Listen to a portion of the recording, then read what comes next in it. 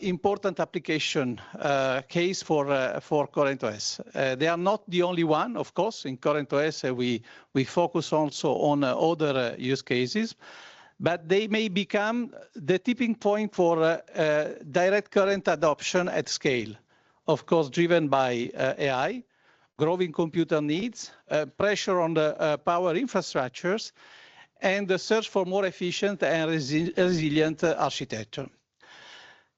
At the same time, this momentum must be built on the solid foundation. And for CurrentOS, this means safety, interoperability, openness, multi-vendor collaboration, and future-proof architectures. This is especially important in a data center where the investment made today remain maintainable, expandable, and interoperable in the future, protecting CapEx and enabling scalable deployment across manufacturers. And all this, of course, is essential. So standardization, something, okay? Standardization will be therefore be crucial, but also a challenging topic because standards in this field must evolve in parallel with the technology and sometimes even anticipate it without slowing down the innovation. This is why today discussion is so important. So CurrentOS can provide a natural and collaborative environment to align industry players, technical experts, and standardization stakeholders around a shared system level and principles. So I'm confident that this summit will bring valuable insight and concrete direction for the work ahead. With that, thank you again for joining us. And I'll now hand over to my colleague, Brian. Or yes? Okay. So thank you. I'm waiting for Brian. Thank you. Over to you. Thank you so much, Vincenzo. And it's fantastic to look out and see that all of the tables with chairs are filled. So this room is nicely at capacity. And I understand that there's actually significantly more that are online. So thank you all for taking the time to be part of this LVDC Data Center Summit event.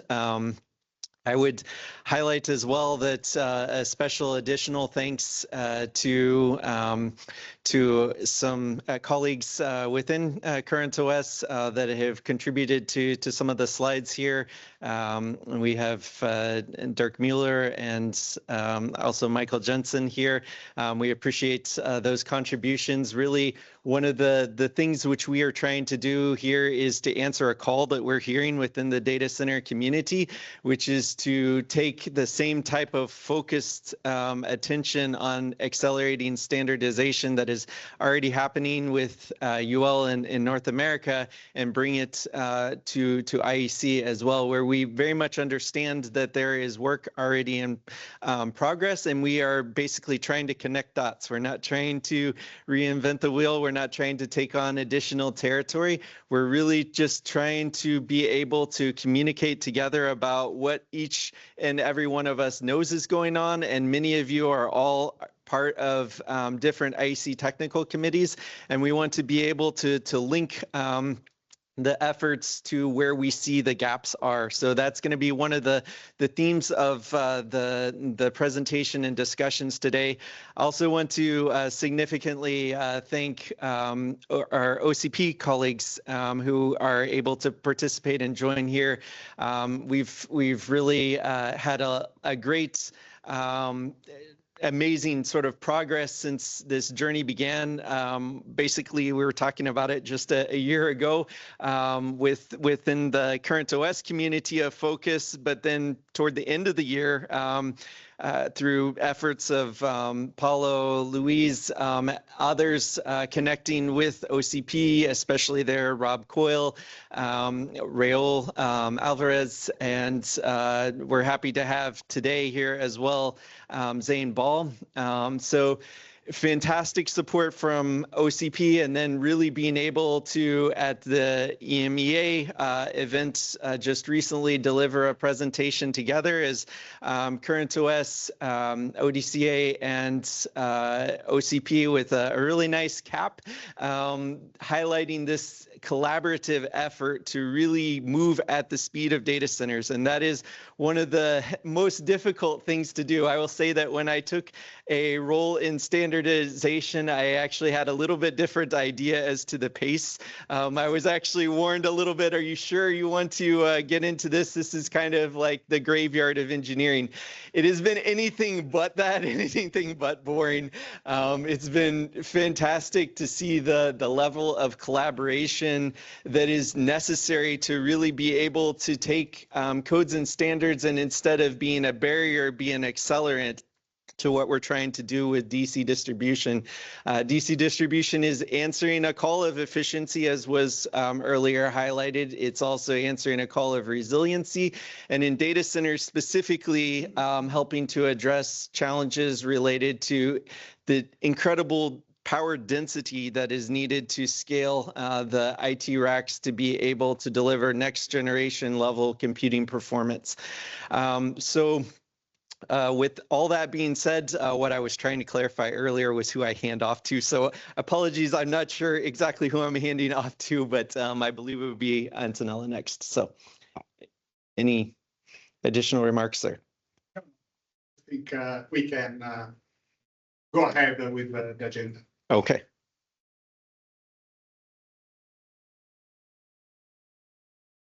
Use the presenter. This one? You can introduce the agenda. Can we left click into the presentation? Like using the mouse? Got it. Just a second.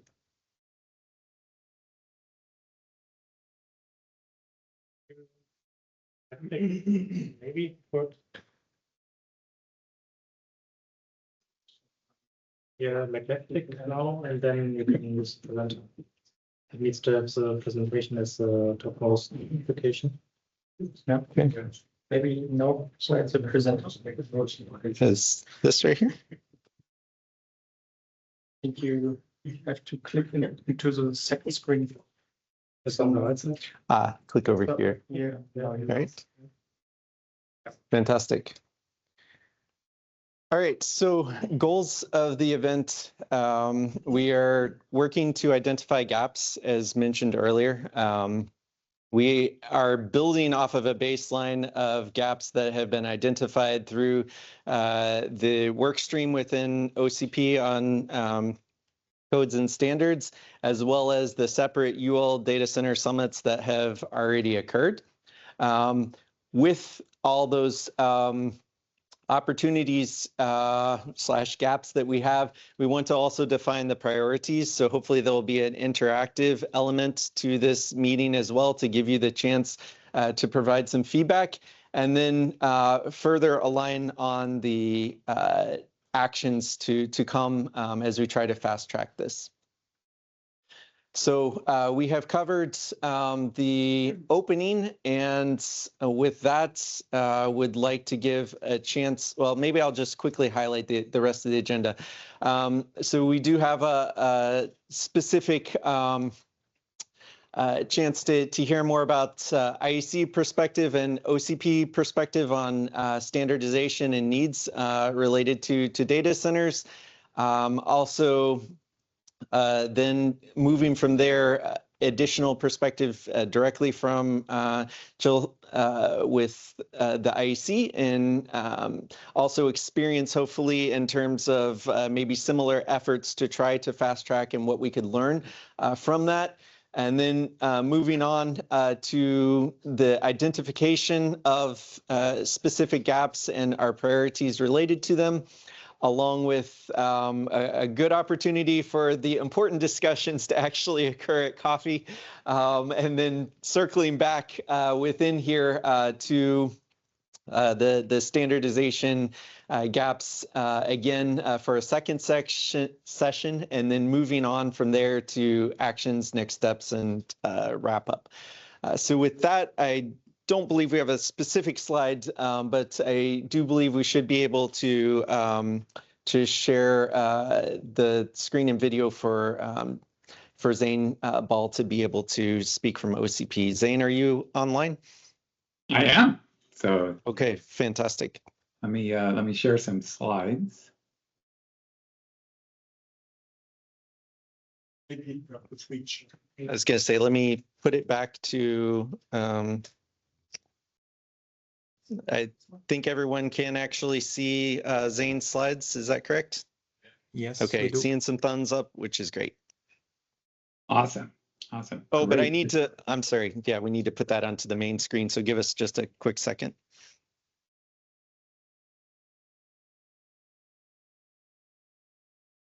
Awesome.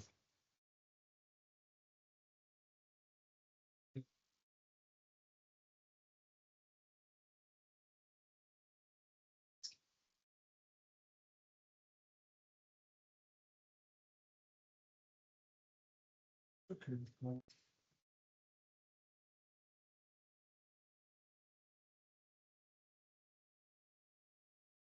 Let's go. Yeah, go ahead, Zane. All right. Good afternoon, everyone. I'm Zane Ball. I'm from the Open Compute Project. For those of you not familiar with the Open Compute Project, we're an open source hardware organization. Kind of rough analogy to Linux in the software world.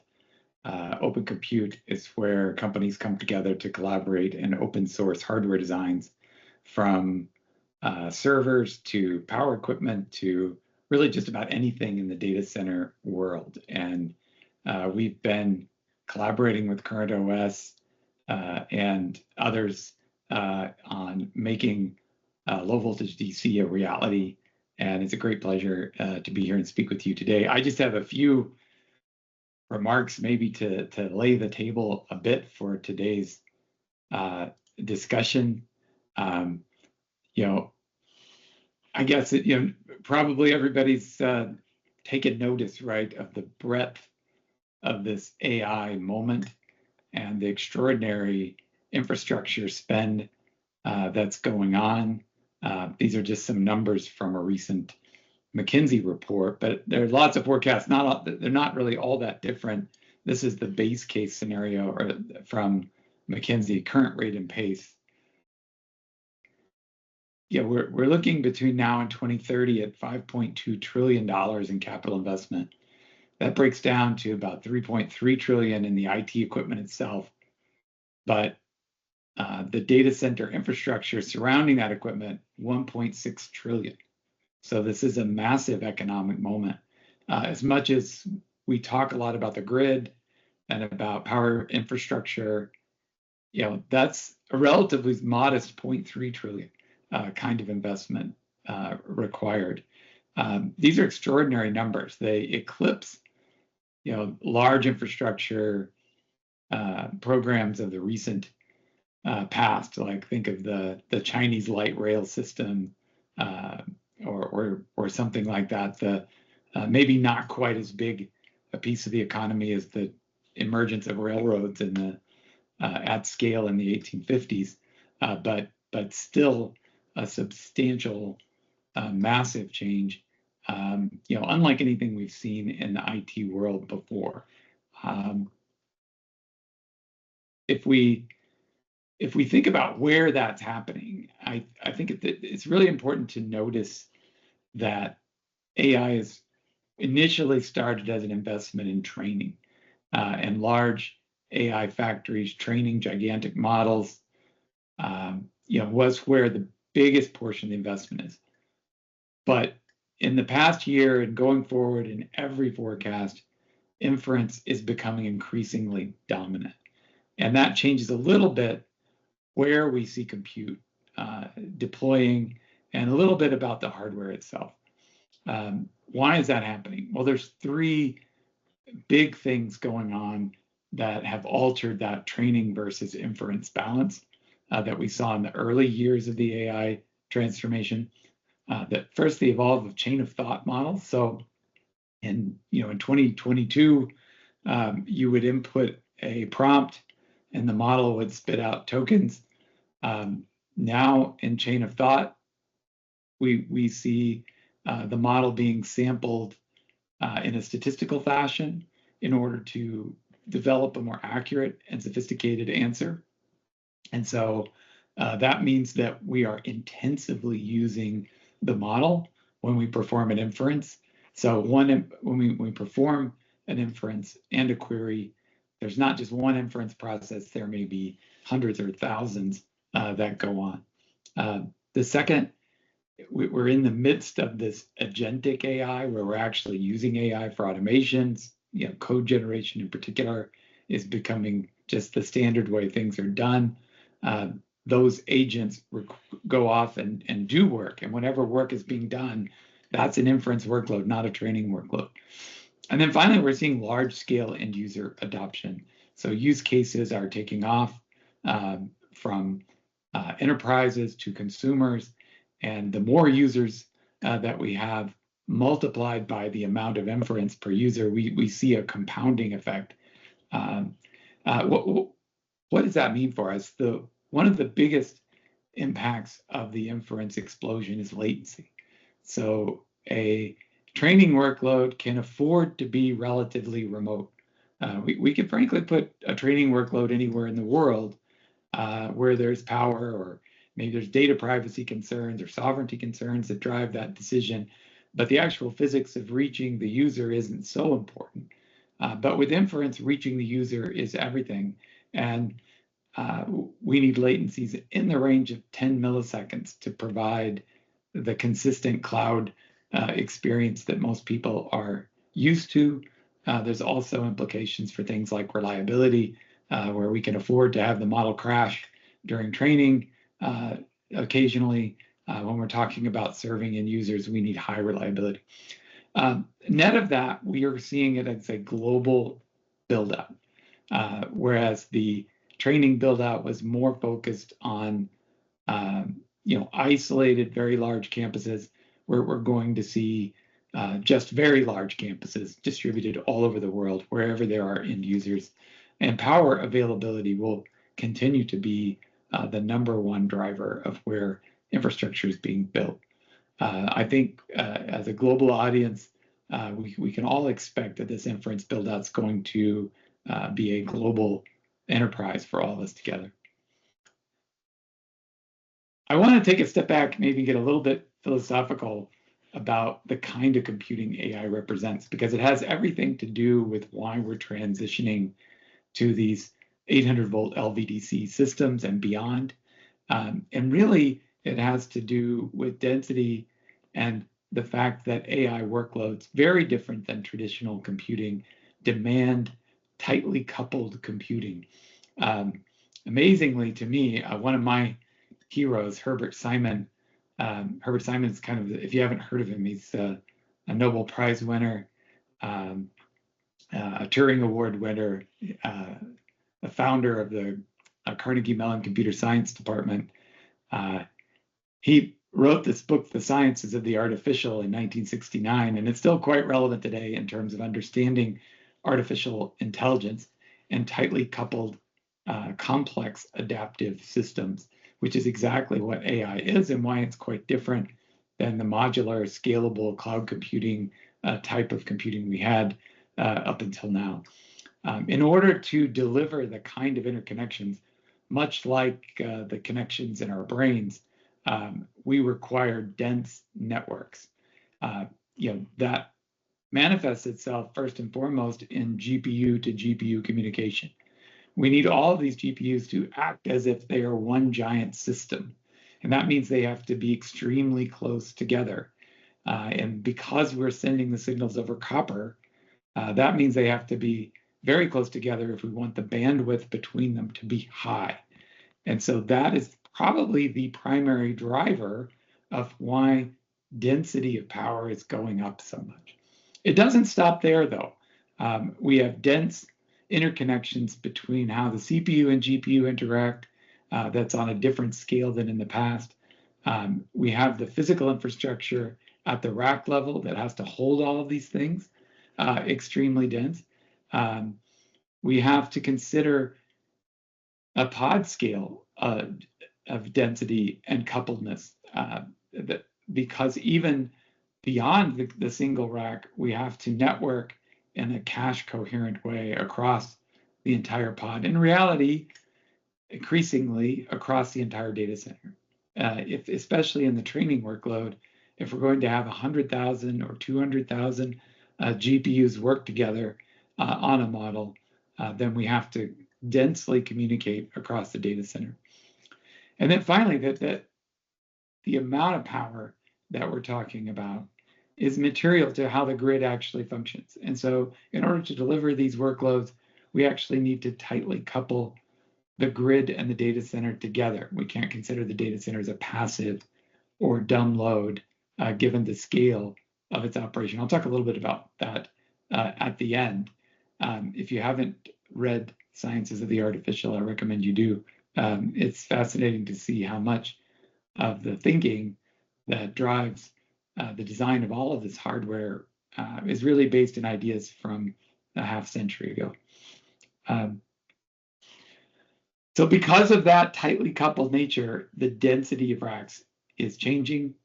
We've done dense racks in the past. Top 5 supercomputers are highly dense systems, but we would tend to build 1 or 2 top 5 supercomputers per year.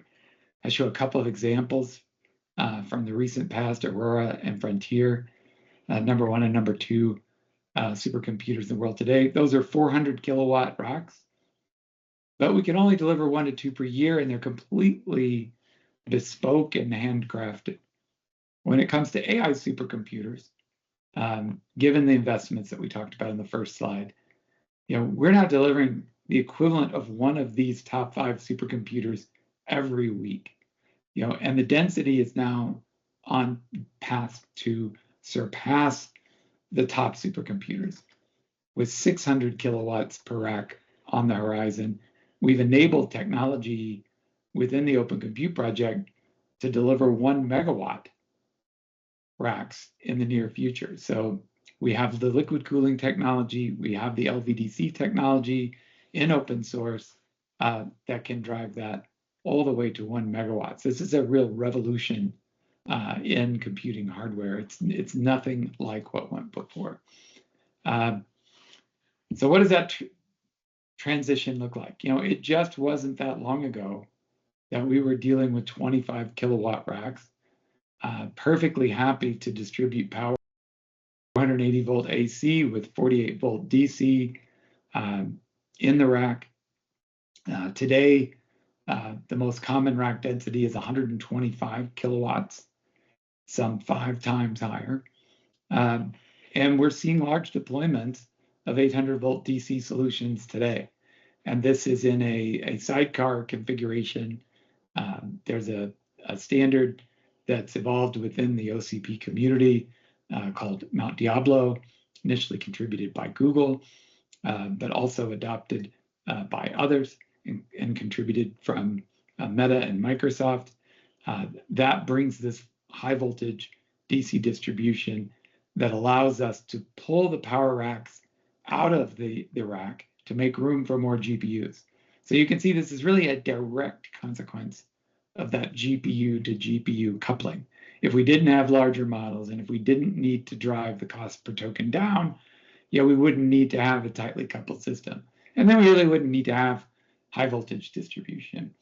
By just 2 years out, we'll have transitioned from this sidecar type strategy, which by the way is really nice for retrofitting an older data center, to an 800 volt native solution.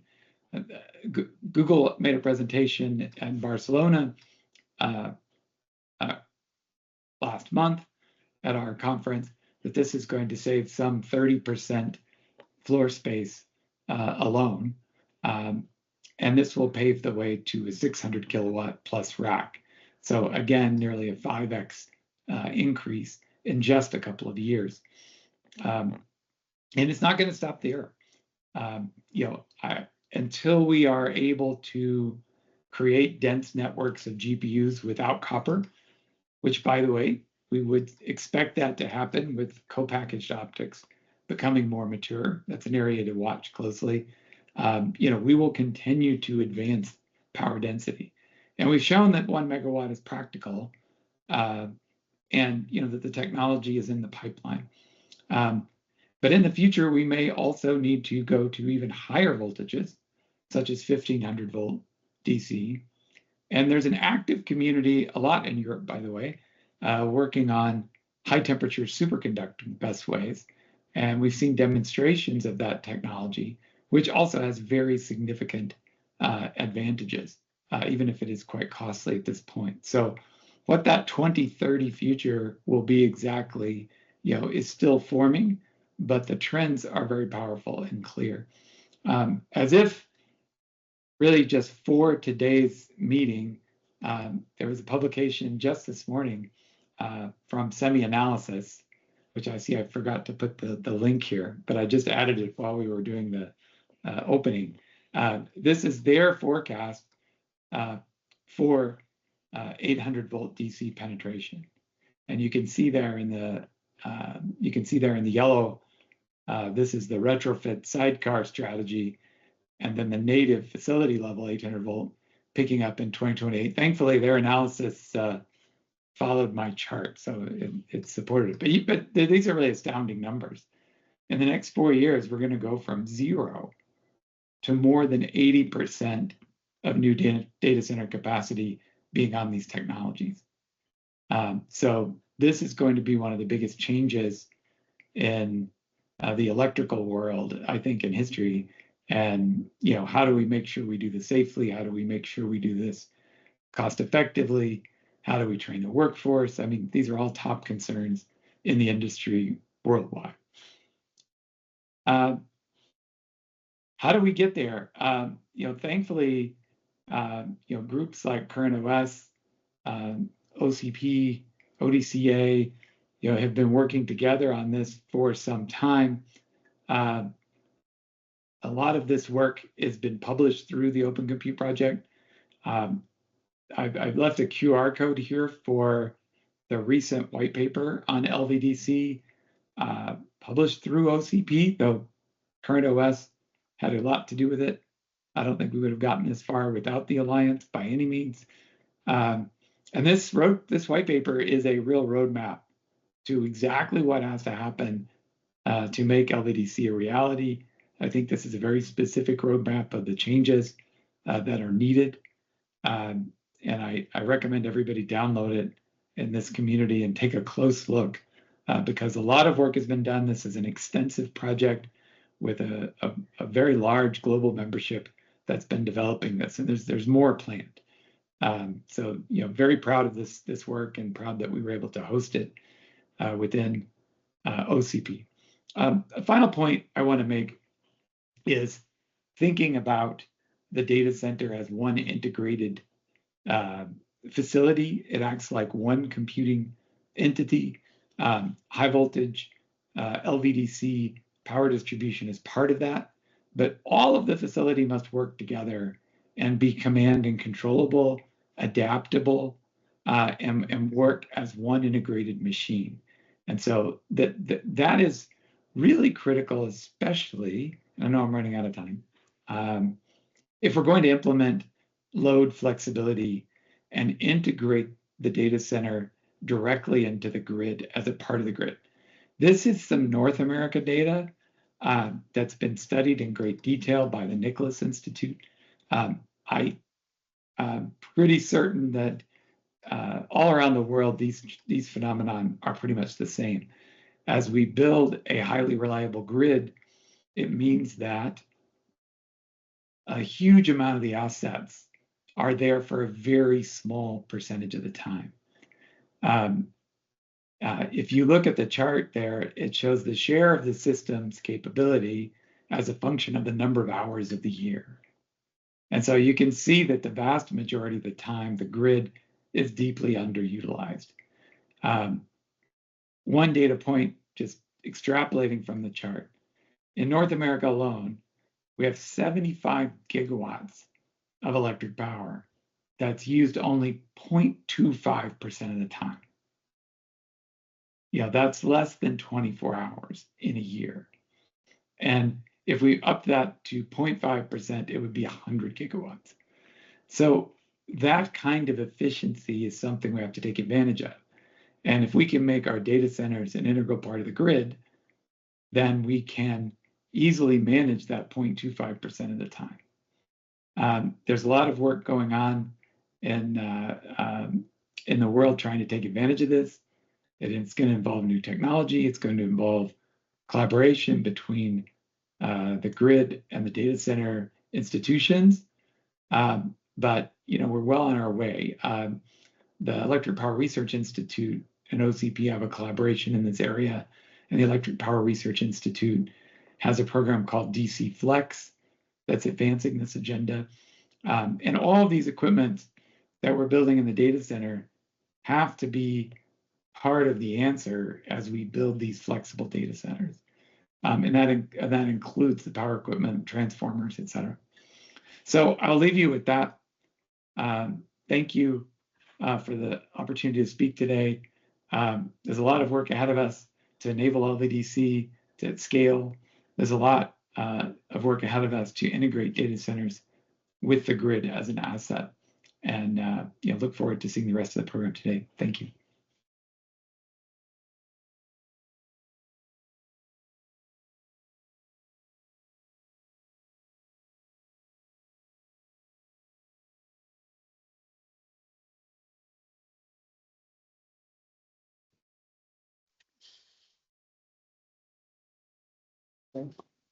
That's the slide.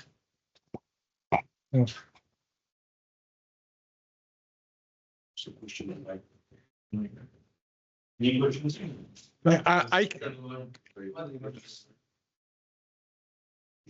I have a question while people write. Antonello speaking. I understood that the main driver for the main reason for DC is power density, increased power density, and understood that for inference the power demand is somehow lower. But looking at the distribution of the demand for 800 volt DC, it seems that is growing. So my understanding is that you see also inference data centers to be in DC. What is the driver in this case? Load flexibility, availability? How do you see this? The driver is absolutely cost per token.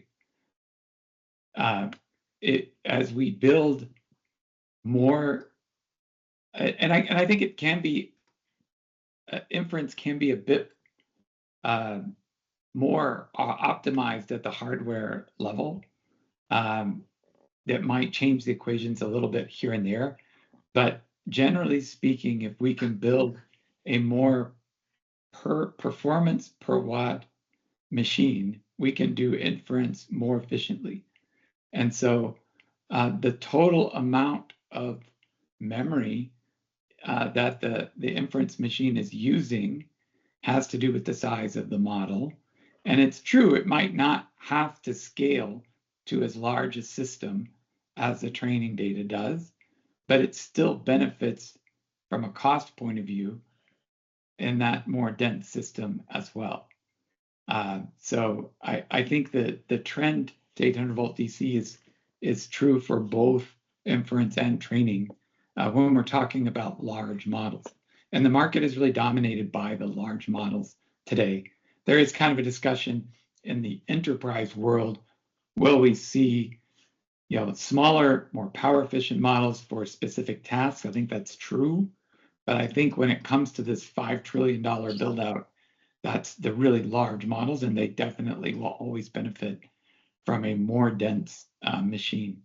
It's just going to give you more tokens for less watts for less dollars. Okay, thank you.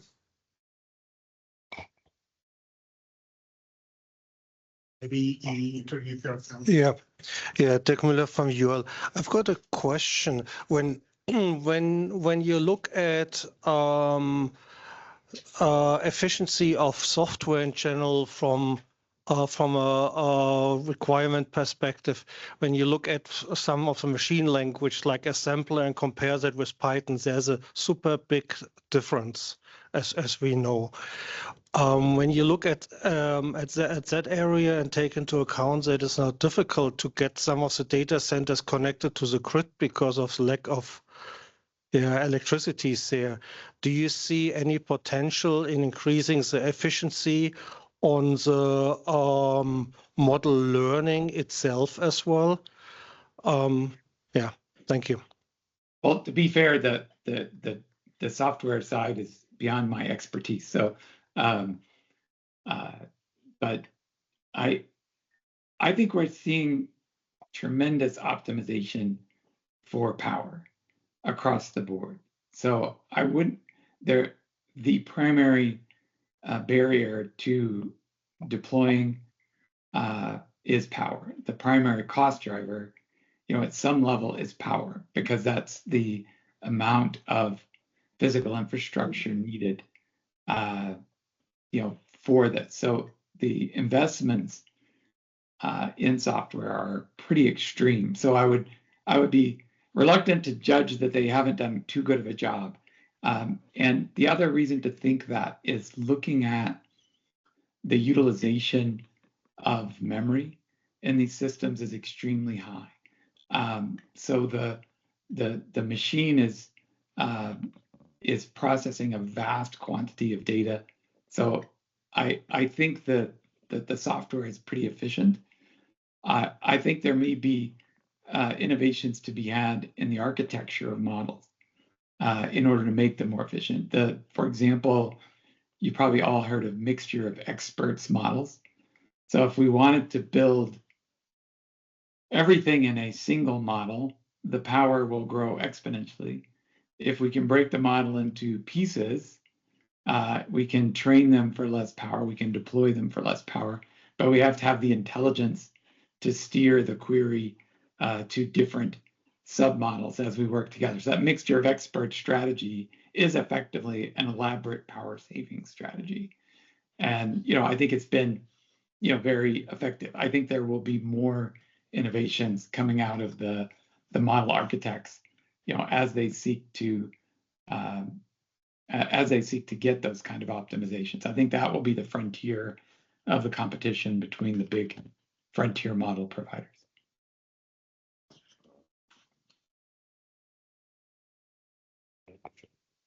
Yeah. So thanks for those questions and also the great responses, Zane. Looking at the questions and comments that we have online, the first one I see at the top is feels like a comment mentioning the possibility to align with strategic business plans of the various technical committees. That is a fantastic point, and that is one of the potential levers that we hope to be able to utilize, especially in terms of the participation, which is large for this meeting, which hopefully covers many of the different technical committees where we would see responsibility for standards that we might need to touch or develop. So fantastic point there. Sounds like there's some good book recommendations here. And in terms of short circuits for DC bus systems and how to handle and does the fault spread. So certainly there are possibilities for selectivity and especially even possibility to avoid the bus voltage collapsing based on faster reaction protection devices like solid state breakers and so forth. But I would actually I would suggest that we have a look at the white paper. Yes, I was going to say I would let Antonello take that for further, or even just state, please read the white paper and then please bring your comments to the version 1. We're trying to wrap up the next set of changes by middle of June. So now is the time to read and to comment. If you have questions or concerns, etc., please do that. I think Zane had the link to the white paper earlier. How does the quantum computing relate to the AI trend? Zane, would you like to take this one? Sure. In my opinion, honestly, they're pretty orthogonal and not closely related. Quantum computers solve well when they become very real, they solve a very specific subset of problems, and that lets us solve certain unique computing problems. I do think you will, much of the supercomputing world is doing today, the modeling half and the physics simulation half of the task is used to create values that then are populating an AI model. It's better, rather than simulating the physics again and again and again and again and again, simulate the physics strategically to build models. And in a sense, that's kind of an AI-like application. So when we do have quantum computers, I'm sure the research community will use them to build models of the very phenomenon that they can now simulate. So, much faster using quantum computers. But as is it integral to AI? Not really, but we will probably use AI to take advantage of what quantum computers can do. That's my opinion.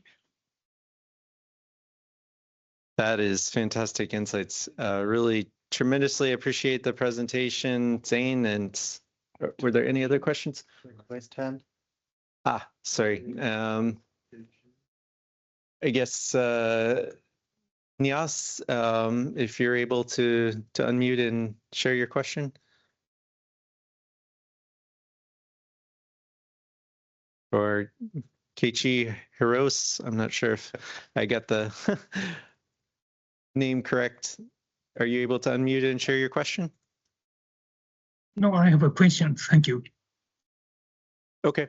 And then it looks like Ricardo, did you have a follow-up question? Yeah, just a short question for Professor.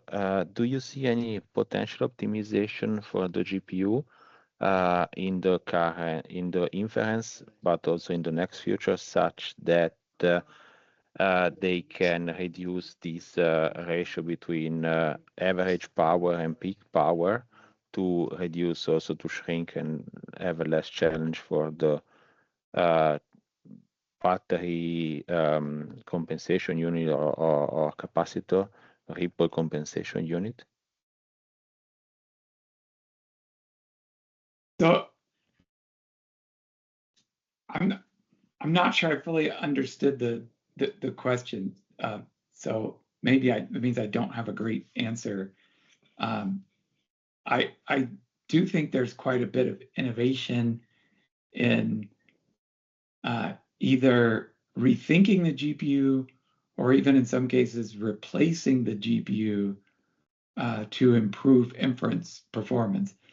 The inference workload has two pieces to it. There's a pre-fill section of the workload that's a very dense computation. And so if you looked at a traditional GPU, the main piece of silicon doing the computing part would be very, very hot during that part. And then there's the generation. So of the subsequent tokens, that's a memory bandwidth problem. And in that case, you will see the high bandwidth memory chips light up and get very, very hot. It's been shown by Microsoft and others in the last 2 or 3 years that you can actually separate those two pieces of the workload. There was a paper called Splitwise a few years ago, maybe just 2 years ago. They're AI years, so they seem longer, that successfully split those workloads. And NVIDIA has announced a new GPU called CPX that does the compute portion independent of the generation question. And so we can imagine hardware, at least I can imagine hardware, where we have a very powerful compute engine for the first piece and very large bandwidth-centric pieces for the second. And whether that can then be further optimized to smooth out the power consumption during inference, that might be true, I don't know. At a facility level, because you have lots of inference operations going on all at once, they tend to average out. And so the power consumption at a facility level tends to be more consistent in the way that an old cloud computing traditional data center would be, because we have lots of small things happening at once versus AI training where huge numbers of computers are all working on the problem simultaneously. And that's when we see these huge drops in compute power that are so disruptive to the power delivery. So I don't know if that answered the question, but I do think those are important areas as we rethink hardware for inference in the next few years.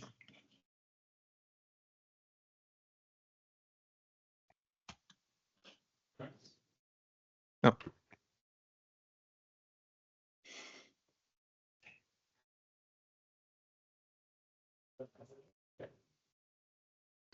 I also have a question, because now it's really looking to how we can enlarge the data center itself.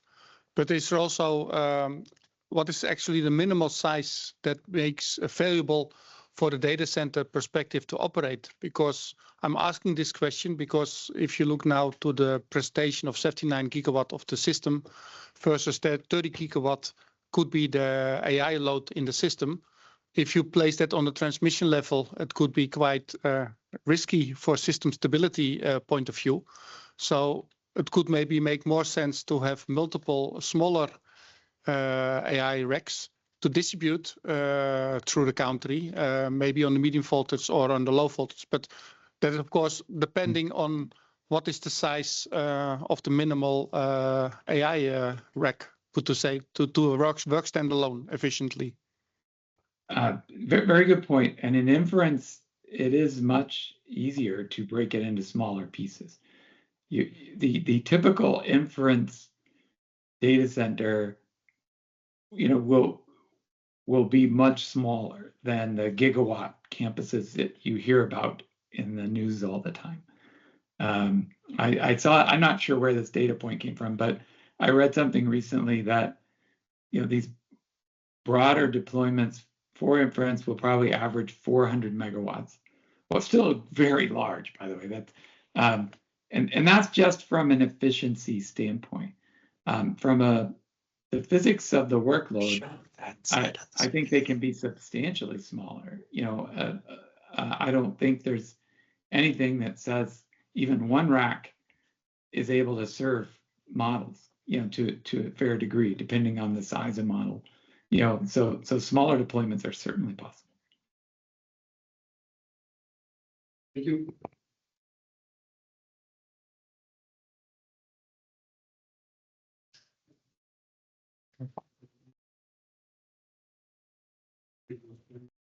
Fix the camera back. So fantastic discussion there. Since we do want to try to keep the schedule, even though we're rapidly following off of the schedule, we'll go ahead and save the rest of the questions there in the chat. Maybe we can try to type a few answers from various people as well. But with this, I would like to move to our next speaker, which will be Jill Thonet, the Deputy Secretary for IEC. And I would like to also just make a special mention of thanks to the Treasurer of IEC, Pierre Silva, for helping to facilitate your involvement, Jill, and look forward to hearing from you. Thank you so much. Pleasure. Thank you. So hello, everyone. Well, first of all, thanks for the invitation. I think I have a couple of slides here. Yes, they should be. Oh, they should be coming. First of all, a disclaimer, I'm not a technical expert in data center, although I worked on a data center project when I was at Eaton. That was probably 15 years back, mostly in the AC world. But I think this is coming more and more as a very important topic for the IEC. And in this presentation, I'm going to give you a quick overview of what we're doing, but especially also some questions I got, how we can accelerate standardization. You mentioned graveyard. I have to say I've been working for IC for 11 years. I didn't feel like being in a graveyard. I think there are probably many opportunities to be faster and also to try to combine innovation and standardization together. I'm going to give you a couple of examples, and hopefully this can instill some opportunities for collaboration. Yeah. Yeah. Okay. I should. Yeah. Okay. Here we are. So let me start. I guess, well, you all know IEC, so I don't really need to go through this. Just to mention again, and otherwise I don't think Pierre will talk to me again, that IEC is not only about standardization, it's also conformity assessment. We have those two side of the same coin, I would say. And that also makes the IEC a great place to be because, well, standards which are not tested, certified, and assessed, or their conformity assessed, are probably of much less value. So I think it's really important that whenever we talk about collaboration as well, we always keep that in mind, that we also do a lot of conformity assessment. There are a lot of new activities in the IEC. Traditionally, there's been a lot about electricity, of course, electronics, what we called electrotechnical. If you look today at what we're doing, in particular, also with ISO and JTC1, on IT, JTC3, on quantum computing, we just mentioned it. We do standardization on brain-computer interfaces, biodigital, engineering, and so on. So there's a lot of very exciting topics. And I mentioned that because those topics very often have very short market expectations. So we get also a lot of pressure to be faster. And again, I'm going to come back to that and show you a couple of examples where we can try to be, let's say, faster while still keeping the principle of solid standards development processes. I always, and I'm sure, again, it's going to be a repetition, but I always insist, again, like, you know, standards are not laws or regulations or policies. I think it's really important. I've been in many external, you know, speaking engagement conferences where people still mix the two. They believe that standards are regulations. No, they're not. International standards are voluntary. They may be referenced in regulation, and they are actually, but I think it's really important to keep that distinction in mind, although the IEC, along with ISO and ITU, have a special status in the WTO in terms of technical barrier to trade. Our standards are always voluntary. And of course, standardization brings a lot of benefits, especially in terms of trade, in terms of safety, compliance, interoperability. You all know all this, but I think it's always important to keep that in mind when we talk about international standards. Now, in terms of existing IEC standards in the world of data centers, I have to say I had some prior knowledge, and I've been involved personally also in JTC1 in the past, but I tried before, you know, this meeting to dig a little bit more, and actually it's quite difficult to map out, let's say, the number of IEC activities around data centers that we have. We have a lot, but I have to say it's a little bit patchy. It's very spread, and we may not have a very consolidated understanding. You probably know those ISO IEC series for, you know, building data centers, environmental control, power supply distribution. You know about KPIs coming from a partnership with the Green Grid. There are some new activities around environmental considerations. And of course, there are a lot of legacy, I can say, electrical standards from the IEC applicable to data centers or not, like around safety, UPS, storage systems, of course, or connectors, cables, and connectivity. So the map is quite complex. And that's also why in the IC we have undertaken a new exercise, and I'll come back to that, through a new white paper around what we call clean green data centers, to try to identify also the gaps where the IC could be more active. And that means when I say the IC, it's also the IC with partners, because we know there's a lot of activities ongoing. CurrentOS is a good example, OCP, there are others. We're not going to reinvent the wheel. And there are a lot of mechanisms actually that exist today or will be available also in the future when we keep trying to improve our processes to collaborate with external partners. And it's actually very timely because at the next SMB meeting or technical board meeting in June, we're going to talk about data centers actually with let's say, discussion around this new white paper. But let me start first with one of the questions which was submitted to me. How can we speed up standards development to meet the need of the data center industry? Well, first of all, the bad news, that what you see on the corner, that's our standards, average standards production time. So we keep KPIs with a lot of data, how much time it takes to make a standards, involvement of members and so on. So you can see a bit less than 3 years. So that may frighten, of course.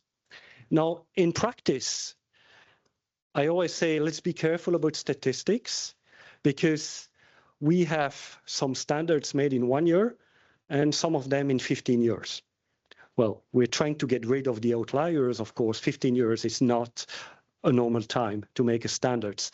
So that's why this number can be a little bit skewed, I could say. But we have a number of mechanisms actually to be faster. And you can see here, I try to organize them in 3 pockets. The first one is we have opportunities to do it in a modular approach. Very often, we have some committees starting not with an IS, an international standards, but perhaps with a technical report or a technical specification, which may take much less time. And afterwards, moving to an IS. And I'm saying that I know in many committees, there's always a perception that, oh yeah, but it's not a bit like the PAS, this lower consensus, which is the case for some of them, but still, they are used in very fast-moving industry. I'm going to give you one example.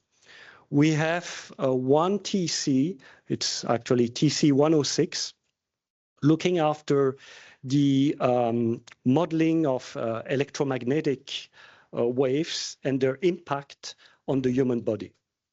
And they are developing standardized test methods, way of assessing the impact of waves on the body. They've been working a lot with typical telecom operators.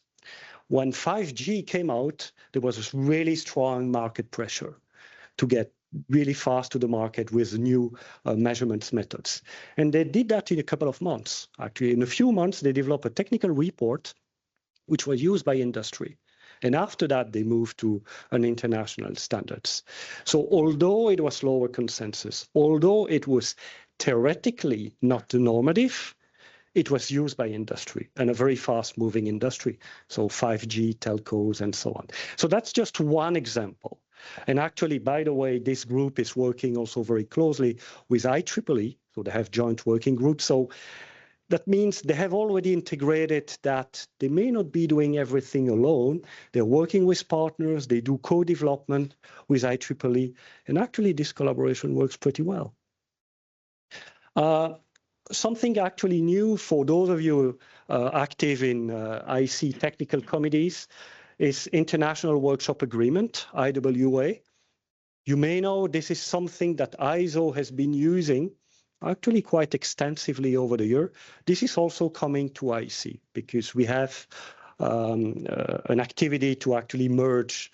We still have differences in directives. We are merging the directives between the 2 organizations. And this is going to be available for IC as well. So an IWA is basically typically can be 6, 12, sometimes a little bit more, but a really short time activity bringing along everyone. Could be consortia, technical committees, countries, governments, all together and producing a specification in usually a very short time. It's not normative, it's not an IS, but it can become later on. So that's a new opportunity also coming to the IC. Now, I mentioned PAS. That's also something which actually is not often used by our committees. It can be started by the committee itself or coming from a partner. It can be actually, it is usually quite fast, can be dual logo. So that may also please the partner organization. It has a limited time, but again, it can move to an international standards afterwards. And then we have some fast track processes. We have some example, for instance, a recent example with the Open Charge Alliance. Perhaps you know it in the area of EV charging, partnering with one ICTCs with fast track.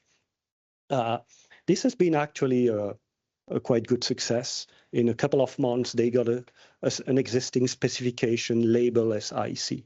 So there are a number of mechanisms there. Well, actually, they're all in the directive. Of course, we dislike the directive. We don't like to look at the directives. There are some of them are actually not very well known, but we are here also to help.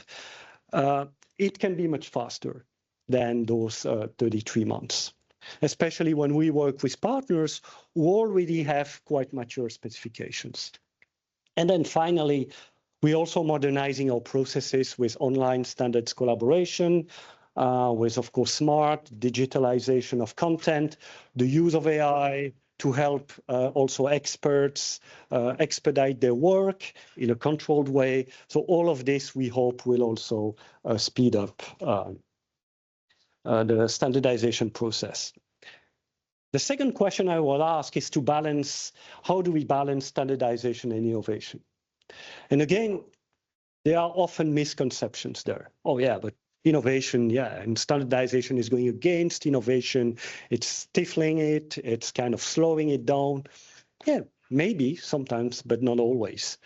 Actually, there are examples, and we have examples in the history of IC, which I'm actually showing there on the screen, where innovation and research moved at exactly the same time as standardization, with typical universities being involved in research activities, but also standardization at the same time. One good example, which is not related to our discussion today, but you all know JPEG, MPEG, you know, without those coding standards, you couldn't use your mobile phone to stream or to, you know, move or send images around. Those were really developed at the same time. And I was personally involved during my PhD actually on this. I could see really colleagues working on research the week after going to JTC1 meetings. And the same is actually happening today with a new standard called JPEG Trust, which is aiming at actually fighting deepfake generated by AI and trying to put in place measures like watermarking or assessing provenance of images so that, of course, we can ensure trust in a, let's say, AI-dominated world. There's a new standard called JPEG Trust, which is actually coming now at the same time as innovation is still being undertaken typically in universities. So there are some examples, and you know, perhaps in the more, let's say, legacy electrical environment, we have less of those examples, but there are no reason we couldn't use those benchmarks also for DC or data centers. The last thing I just want to mention is this new activities we have undertaken in one of our board called the Market Strategy Board, which is a board composed of typical CTOs or people coming from universities, looking at trends or emerging technologies, and with the goal of producing, first of all, a white paper, but also identifying gaps and making recommendations for the IC communities or for the industry at large. And the latest of those activities are actually around data centers. They call it clean green data centers. This is still a work ongoing. Actually, what you see here are some of the kind of hot topics that have been identified in the white paper. That, you know, data centers are becoming strategic assets. They are not only a burden to the grid, but they can be an active players. They're going to look at metrics. They're going to look at, for instance, new cooling technology. So a very holistic, let's say, deep dive on data centers. DC, by the way, is also part of it, to try to, let's say, identify what really makes sense for the IC to work on. And again, this is draft, because this is work ongoing. There's a meeting actually in 2 months' time to refine some of the recommendations. We're going to discuss about that in the next SMB meeting. And the white paper is going to be presented at the next IC general meeting in Germany later this year. But you can see here a little bit some of the draft priority work streams which have been identified so far. And again, there's still, you know, work ongoing, but you could see already a strong focus on power quality, the influence of course, AI work streams, on whether we need to look at new metrics in terms of voltage, frequency fluctuation, and so on, in terms of interoperability between data centers and grid. DC is there, of course, but also the whole topic of sustainability and how to assess also the provenance of the electricity. Because we believe today the assessment methods are usually not really reliable. And by the way, we have also an IC conformity assessment system, which has started to also develop carbon footprint assessment. So that could be also an opportunity for the IC. And last but not least, one of the recommendations, of course, is to coordinate across SDOs. That's important. It's important to work with consortia where there's knowledge, when there's mature specification there, but also within the more formal SDO coordination, and ideally some joint work is needed. We work a lot with ISO, we work with IEEE, we work with others. So this is not really something new. So I'm going to stop here. I really wanted to give the message that, well, of course, the IEC has maybe perceived as having a lot of formality. Of course, sometimes it is slow. Building consensus at the international level takes time, but we have a lot of mechanisms in place, first of all, to collaborate with industry consortia, but also to try to make standardization as fast as possible, given the market pressure. We have some examples in the past, we have some examples today, and we hope we can also reflect that in our future work around data centers. Again, we have a lot of activities around data centers, but they're still a little bit patchy. This white paper activity should really give a little bit of a new momentum in the IC, and we hope we can also collaborate with many partners, including CurrentOS. So thank you very much.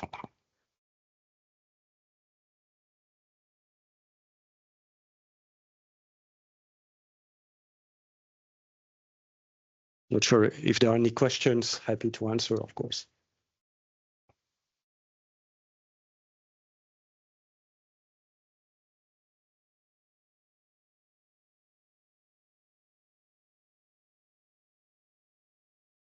Thank you for the presentation. My name is Rick Donker, Aachen University. I have a question about, there's a lot of activity also going on in white papers for medium and low voltage DC technology.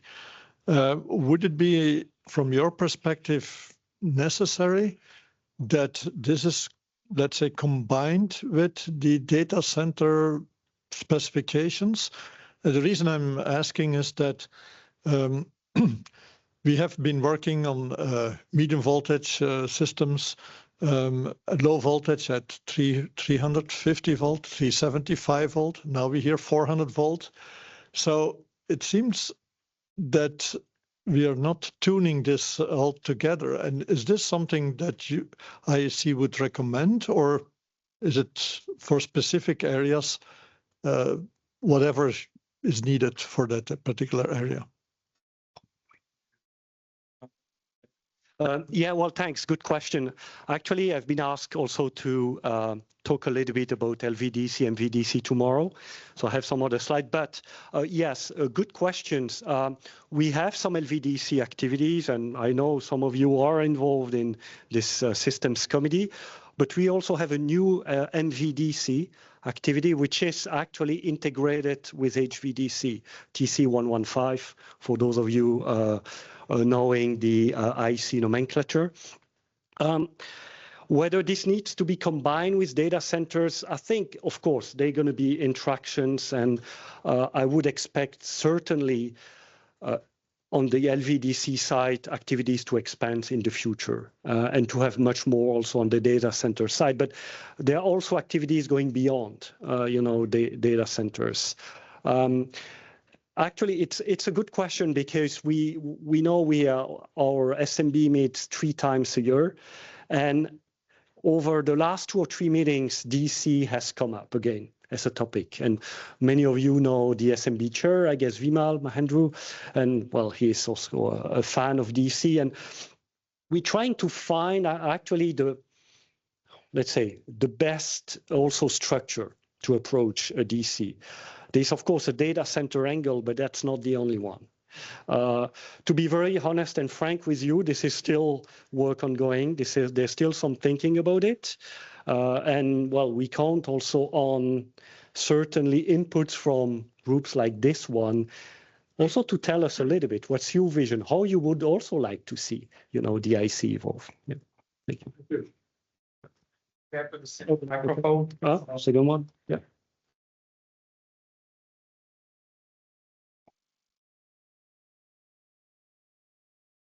It should work now. Okay. Yeah, thank you. I have also a question because a lot of work is, for example, done in the consortia like in CurrentOS or ODCA. And normally the work is done in the IEC, and that is, how to say, a little bit inbound. So everybody's contributing inside the IEC, and then the IEC published because of copyright issues. Do you see that in the future on this fast technology that there is a kind of mutual bidirectionality to work with the IEC and like foundations or organizations like CurrentOS or ODCA, because a lot of people are involved in the standardization process, and I know that in standardization process it becomes quite difficult to find the right people to run the work, and at the same time these consortia are growing. So do you think that is a possibility to have a bidirectional approach? Oh, no, absolutely. And I think the topic of consortia is also becoming much more important today in IEC. And if you look at the different IEC activities, some have been partnering with consortia much more than others. JTC1 was probably, kind of a pioneer. I would say there are several arrangements possible. And there's always a misconception like, oh, if I work with the IEC, I will lose my copyright. This is not true. And I think there are many misconceptions about that. Of course, there's an IP policy which is actually common to IEC, ISO, and ITU, but many consortia they offer specification to IEC, but they can keep their copyright. And we have one example that we used recently, which is the Open Charge Alliance. They came to us saying, basically, yeah, we want to keep the maintenance, we want to keep the development of our standards, but we want, of course, to partner with the IEC, we want the IEC logo. If the TC, it was TC69 for EV charging, in that case agrees, that's also possible. Another example is the USB forum. USB is actually an IEC standard as well, but the USB forum keeps the whole development, maintenance. So again, we like to start activities in the IC, but I think we have to be realistic and pragmatic. Sometimes some of the groups start their activities. They may be faster for several reasons, and we need to find a good way to work together. So perhaps it was not always like that in the past, but I think there's really a lot of openness also within the community to acknowledge that, well, listen, we don't need to reinvent the wheel when others have done a really good work. So I'd actually just called the phone. We have maybe time for just one more question for Dirk, right, and then we'll try to catch some additional questions maybe a little later.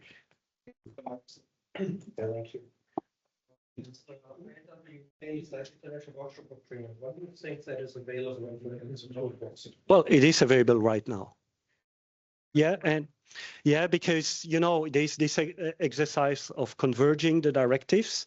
This has been already approved, and actually we will propose in June at the next SMB meeting. There's a proposal for an IWA with a bit of a different focus. It's about commissioning and decommissioning of grid solar, but targeting developing countries and working with organizations like Verasol and CLASP, if you know those. So we will try to use that a bit as a pilot, but we can use it right now in the IC. Yes. Thank you. Yeah. Welcome.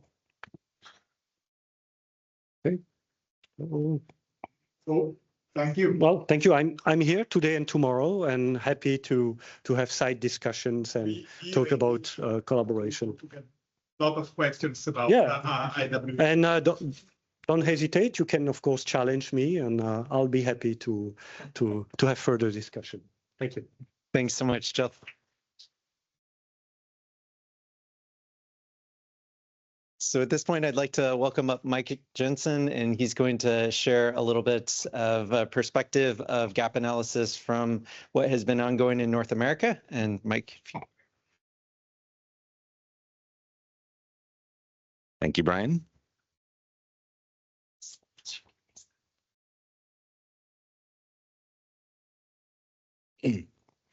Great. My name is Michael Jensen. I'm from UL Solutions. I'm a senior product manager for data centers, power, and automation. There's so much data center work happening, it's become part of my title. I'm based in Chicago in the United States, so I'm very happy to be here today. Thank you for the opportunity to join.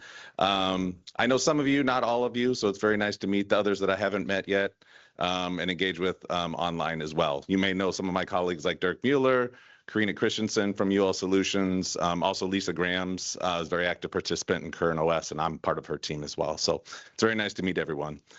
And I'm sure the first question is, why is someone from UL presenting when we're talking about IEC standards? And so it's a very good question on the surface. We're not going to have the answers for IEC standards. I wish we did. I wish we could just say, this is what you need to do. This is how it works. It's really easy. Just use your technical knowledge and apply it, and it'll be no problem.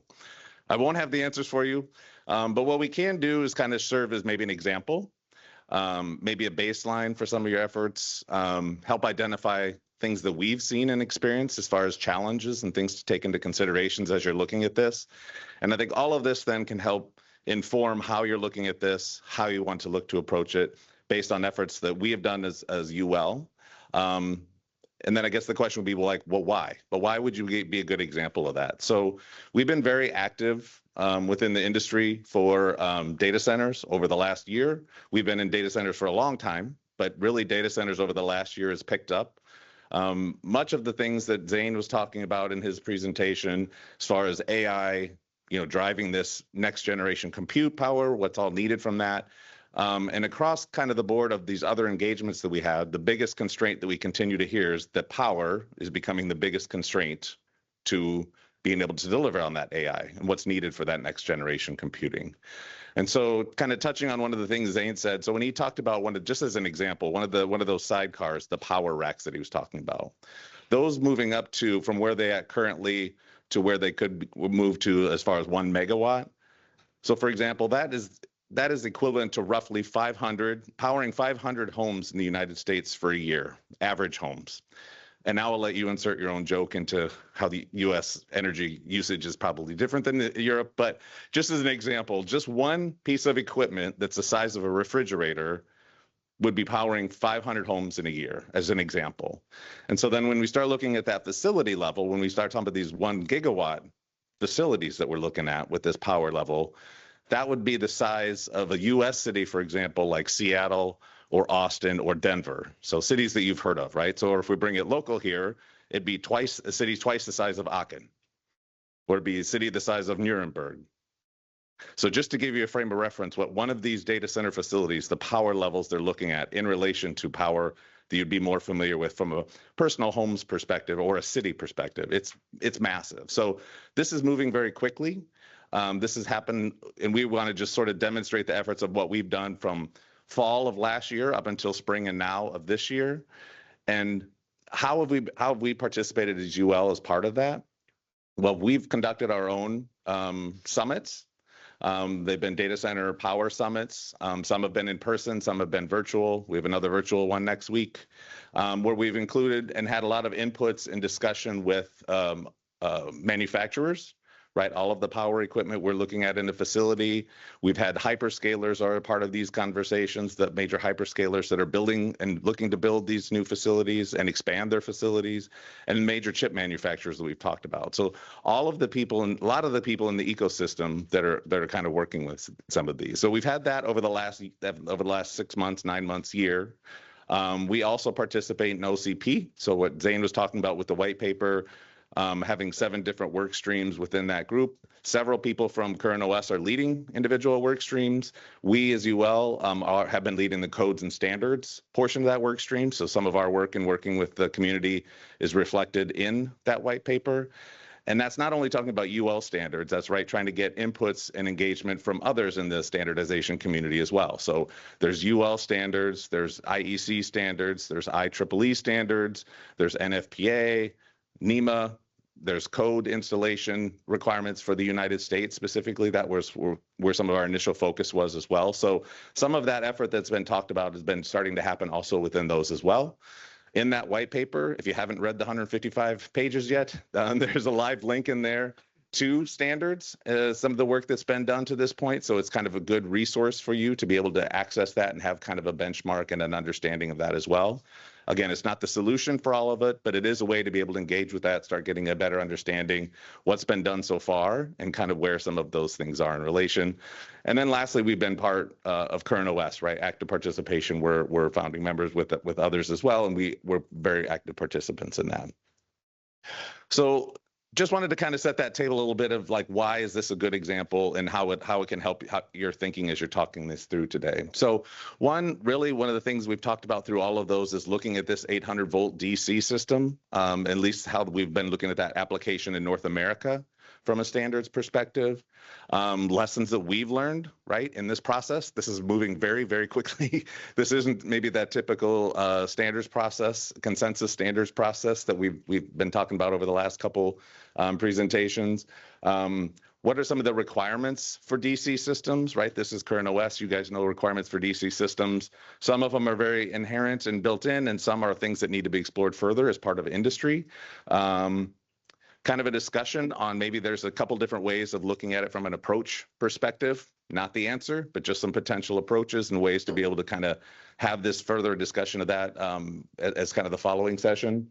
And then really get into the one that we think might also be helpful is kind of how we've mapped what the work that we've done for UL standards to IEC standards and also those technical committees, so it can kind of inform how do you take those next steps, how do you look at prioritizing things.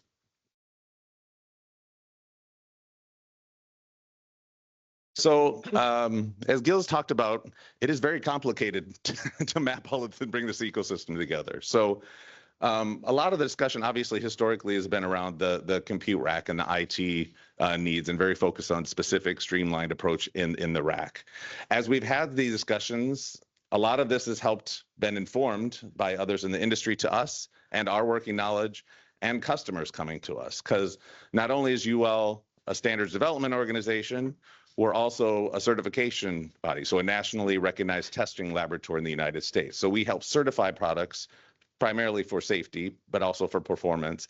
And so oftentimes we're getting customers coming to us with new innovations as well. So it's not just a theory that this is maybe an approach we need to take or standard we need to look at. Oftentimes they're coming that way. So these started a process path, if it's helpful.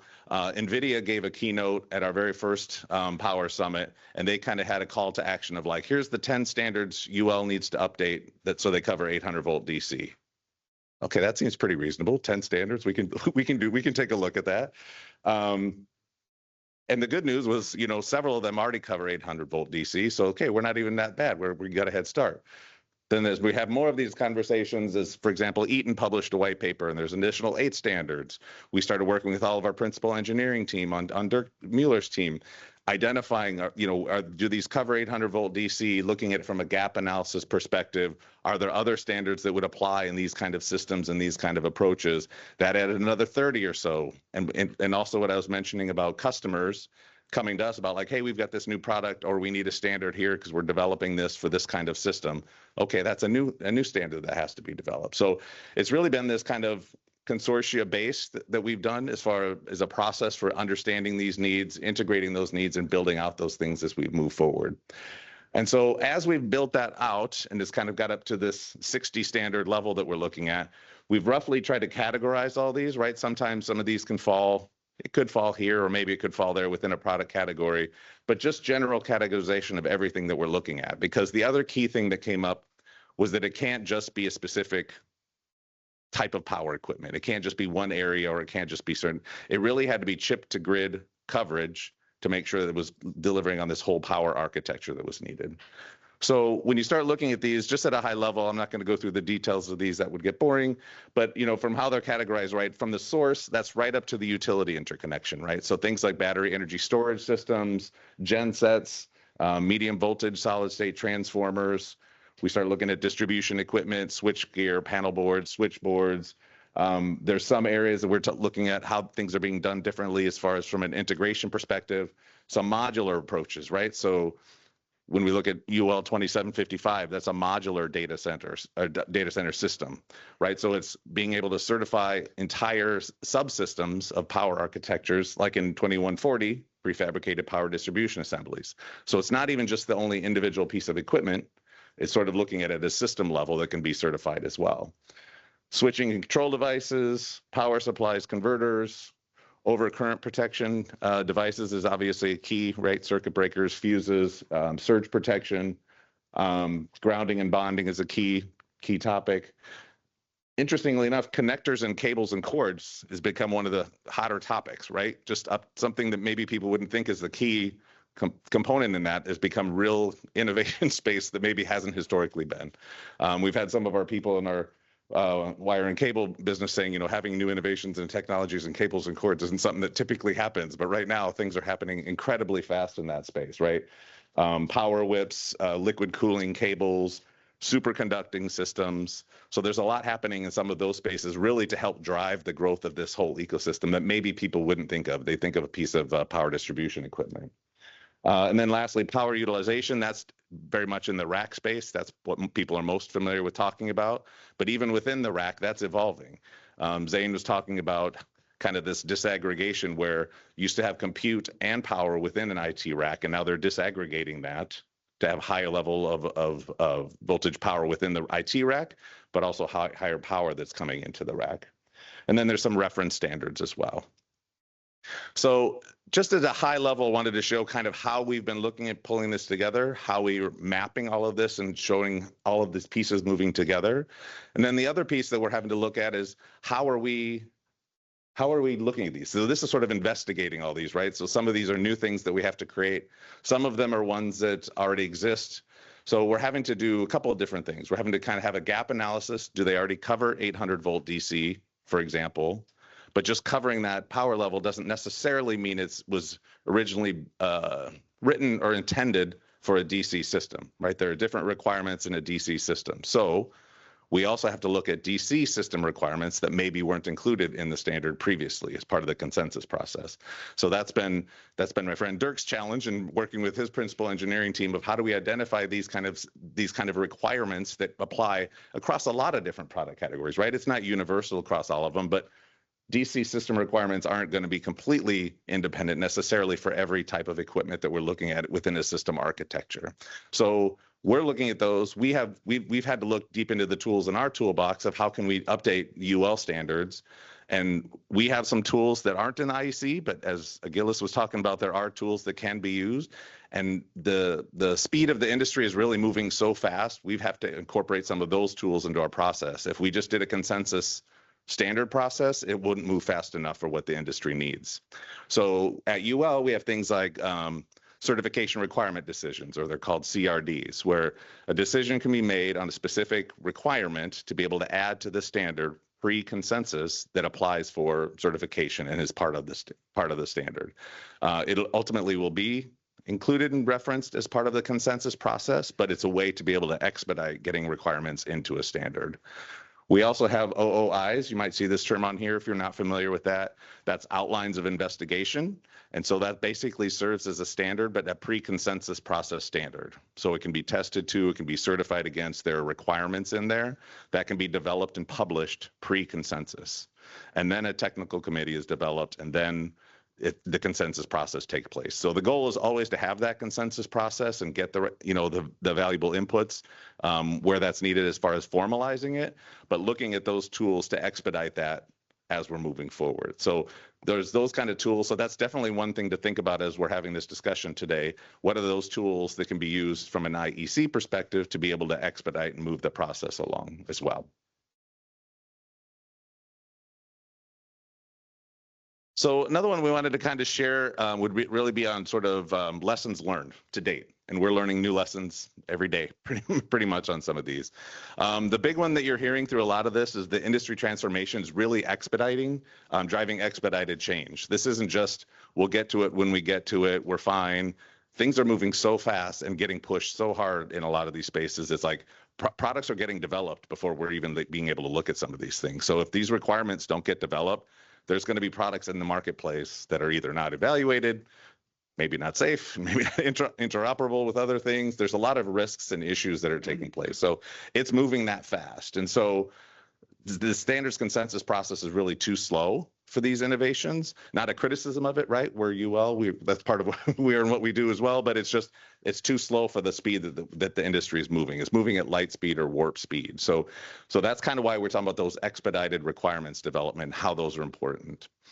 I think Gilles had mentioned, and I think there was another as well, is the need to balance standardization with innovation, right?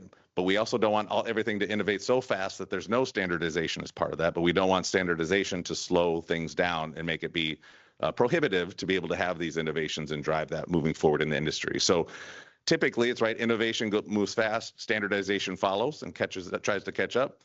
In this case, standardization is oftentimes being used before products are even developed, before we have any requirement, before we have any specifications.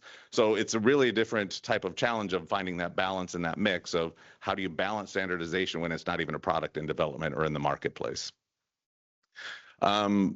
We've talked through it a little bit here, but it's not only higher voltages that we're talking about. It's also looking at, moving for some of these levels that are pretty dramatic, right? From what was in an IT rack in the past, 48 volt, 50 something volt, up into potentially being 800 volt within an IT rack even, let alone all these other pieces of equipment. So it's a big increase in voltage overall, but it's really this looking at kind of changing the whole power architecture from AC power to DC power. And those DC power requirements is a very different from maybe the way standards were developed in the past or some requirements were looked at in the past, which has always been based on AC systems. And so how does that need to be looked at differently than compared in the past when we're looking at both higher voltages and DC systems? Product versus system level is another one that we're finding a lot of, right? So within that complete architecture that I showed you, we could have a product that is being looked at and there's specific requirements for that one product.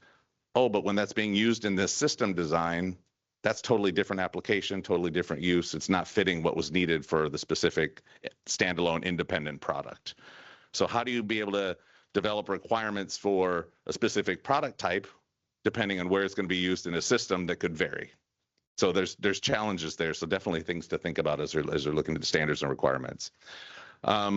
This is moving so fast, it's really driving new product categories and integrations. So the modular approach was one thing that I mentioned, right? Being able to, pre-manufacture some of these assemblies together in a facility to ship to data centers, basically for installation, almost like Lego pieces, right? Build and put the bricks in type of thing. But also even integrating equipment itself. So an uninterrupted power supply and combining that with an energy storage system, for example. Different applications, different ways of using it, integrating some different pieces of equipment together just from a piece of equipment in general. And so some of that's even driving different things that we're doing. There's some other themes in there that'll come through as far as that. It's just driving different product innovations as we're looking at these.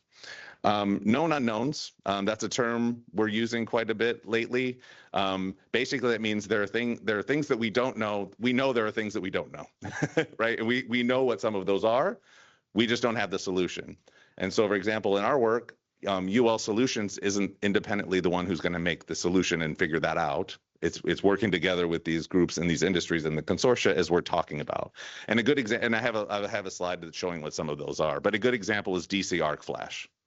We know there's calculation things that need to be figured out. There has to be research done in industry to be able to drive that from where it is today, and that's in motion. But we don't all have the answer right now. Where is that? Where should it be? How does that work? To be determined, right? But we know it's something that needs to be addressed. And for that, we need more engagement, right, from partners and from experts, right? A lot of you all have the ones that have the expertise that we can leverage in some of those areas. And there are some key areas where that help is really needed. And we'll be able to talk a little bit more about that. Another one is like looking at the opportunity for common IEC and UL rules, really trying to be able to bring these pieces together. Not everything can necessarily be harmonized. That would be great. We would love it. There's just certain reasons sometimes that they can't be, certain processes, certain timing considerations, but where can we bring things as close to possible as harmonization or approaches as we can look at these? And a real good example is the IEC 60947-10. That approach, if you're not familiar with it, there was a UL standard, UL 489I for solid state circuit breakers. And really that approach was sort of leveraged from the IEC perspective to sort of bring those things closer together and develop and bring this IEC standard together. Antonello, anything more you'd want to add on that, or? It's for me, it's a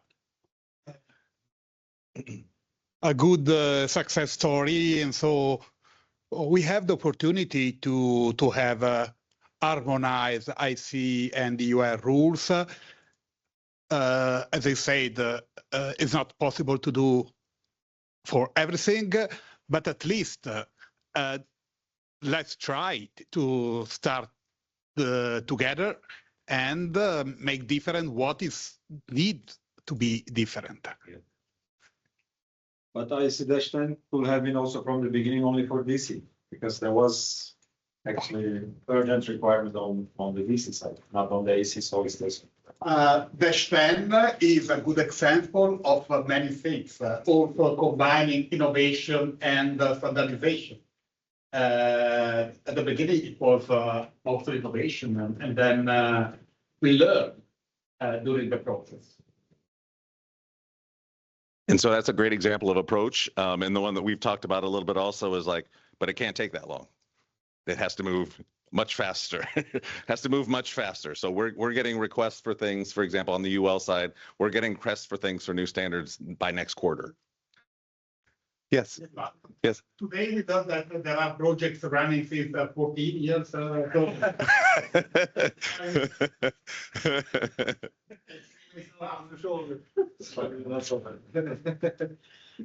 Yes. No, we discussed a lot about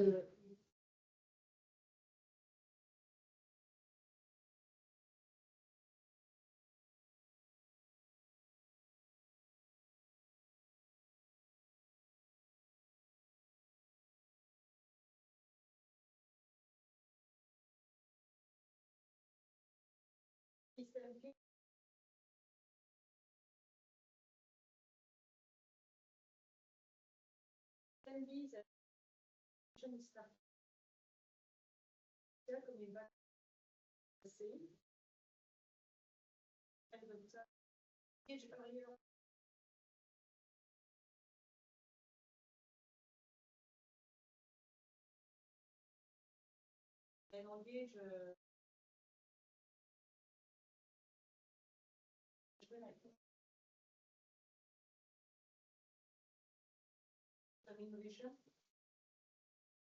distribution, but there is possibility to get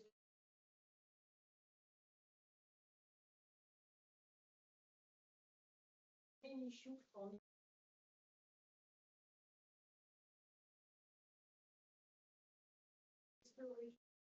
Standard.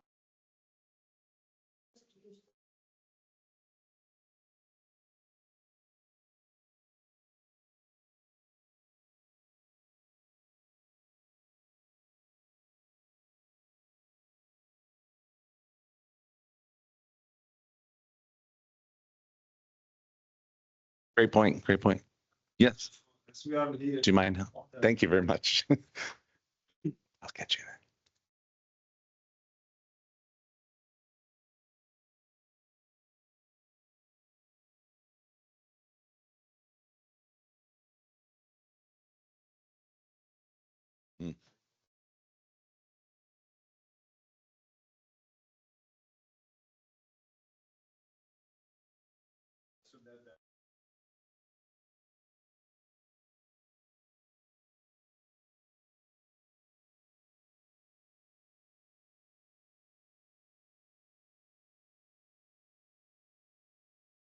Yeah, great question. To a certain degree, yes, driven by the EV market, some of those things, but also driven by industry players, right? As far as looking at some when they're looking at these GPUs, these graphic processing units, how that's going to drive IT rack construction, the power density needs, and things like that. But yes, we're absolutely leveraging those standards updates that already existed to cover those type of things. And if it didn't, we're trying to apply those into that.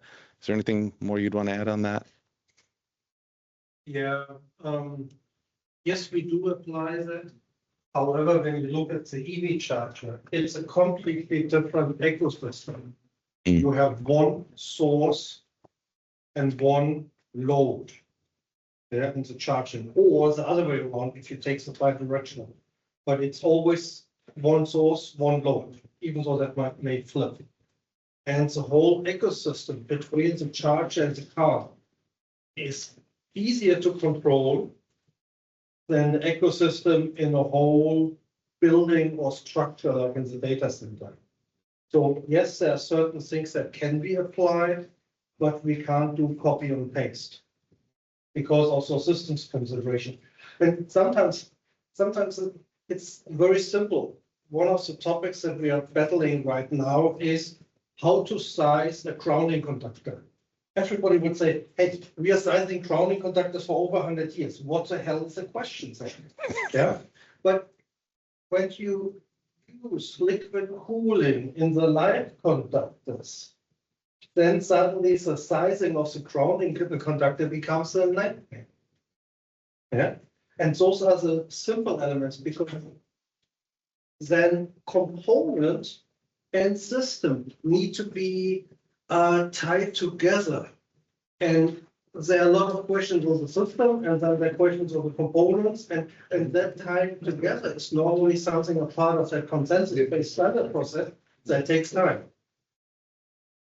But when I tell that to NVIDIA, they probably will kill me and say, well, you have time, 2 months is good enough, right?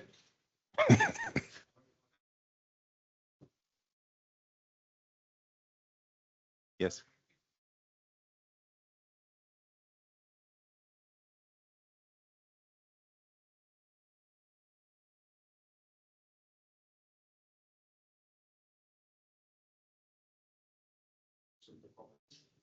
So that I think is system issue.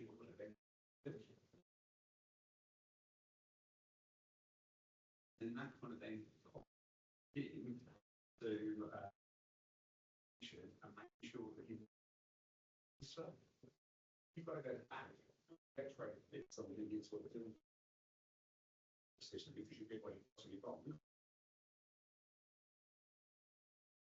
Especially when you've got it speed, you've got to pretend to be like a rewire.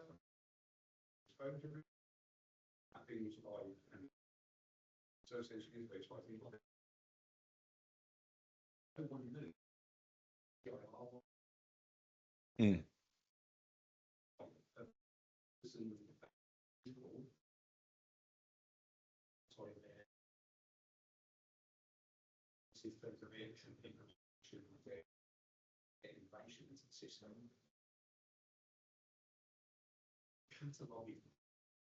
So that at least you know where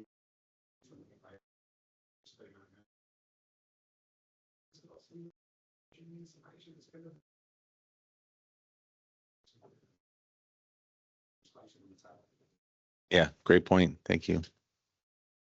just one comment for people in the room that there are 2 times more people connected online. So if you want to speak, please get the mic.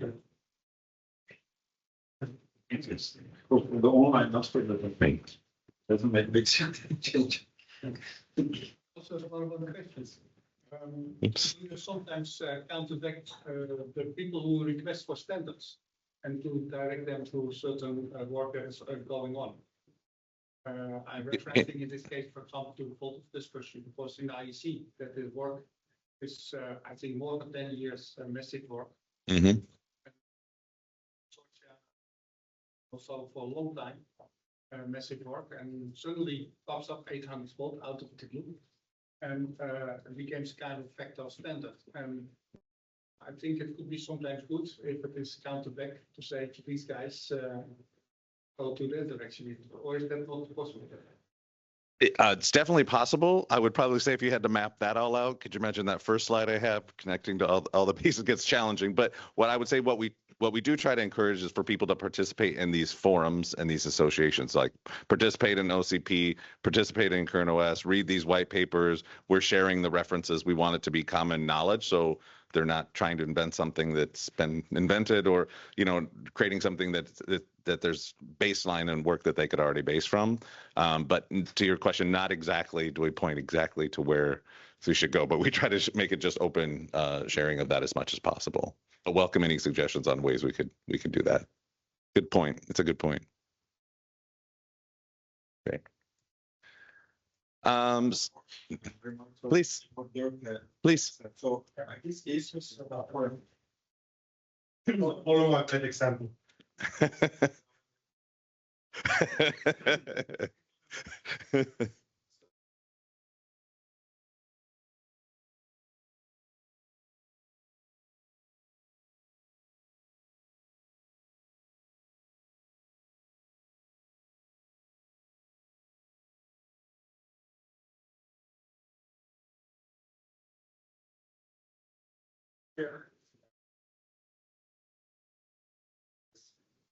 So you don't do it.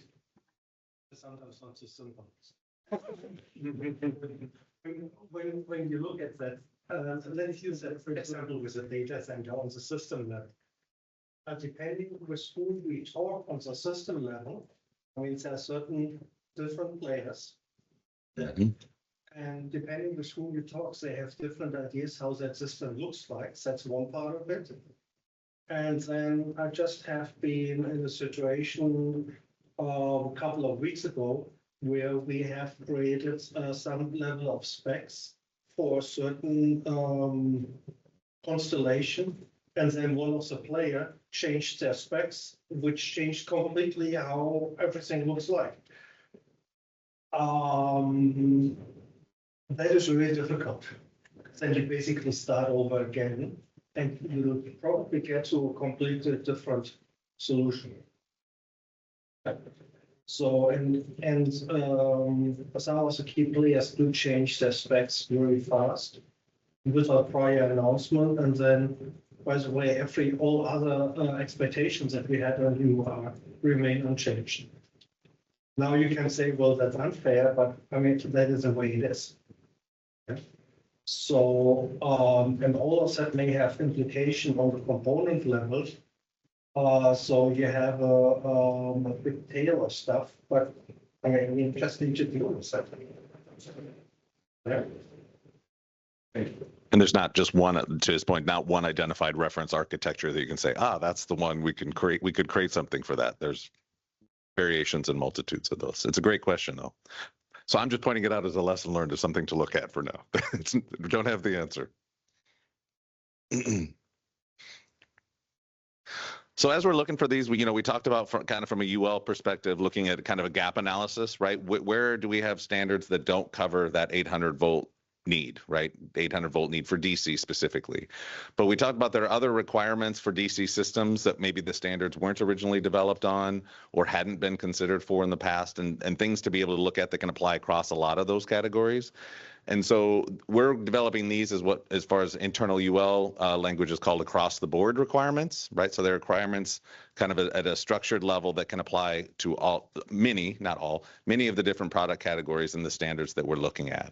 And so these are things like spacings, how those need to be different maybe for DC systems in relation to what was in for AC systems, wiring sizes due to the high frequencies, devices including energy storage, right, that maybe didn't include that in the past, or standalone independent ones. Cooling methodologies, you'll hear this topic a lot, right? So for all these things we're talking about for the higher compute power, higher density computing that's needed, and for the power architecture that's needed, that needs to be cooled, right? So things can no longer just be cooled with a fan, like in an event like a laptop or a piece of equipment. Now we're looking at liquid cooling.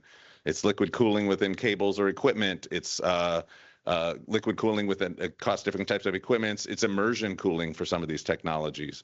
So there's different cooling methodologies to address in some of these. And then things like grounding configurations, like what Dirk was talking about, is like has an impact as far as what we're looking at for the systems and how these things are being looked at for DC systems. So again, not the solution here, but just things that we're looking at when we're looking at these DC requirements. I know a lot of this work is being done in CurrentOS already in certain areas as well, but these are just things that we're looking at from a standards perspective. So when you're considering for IEC.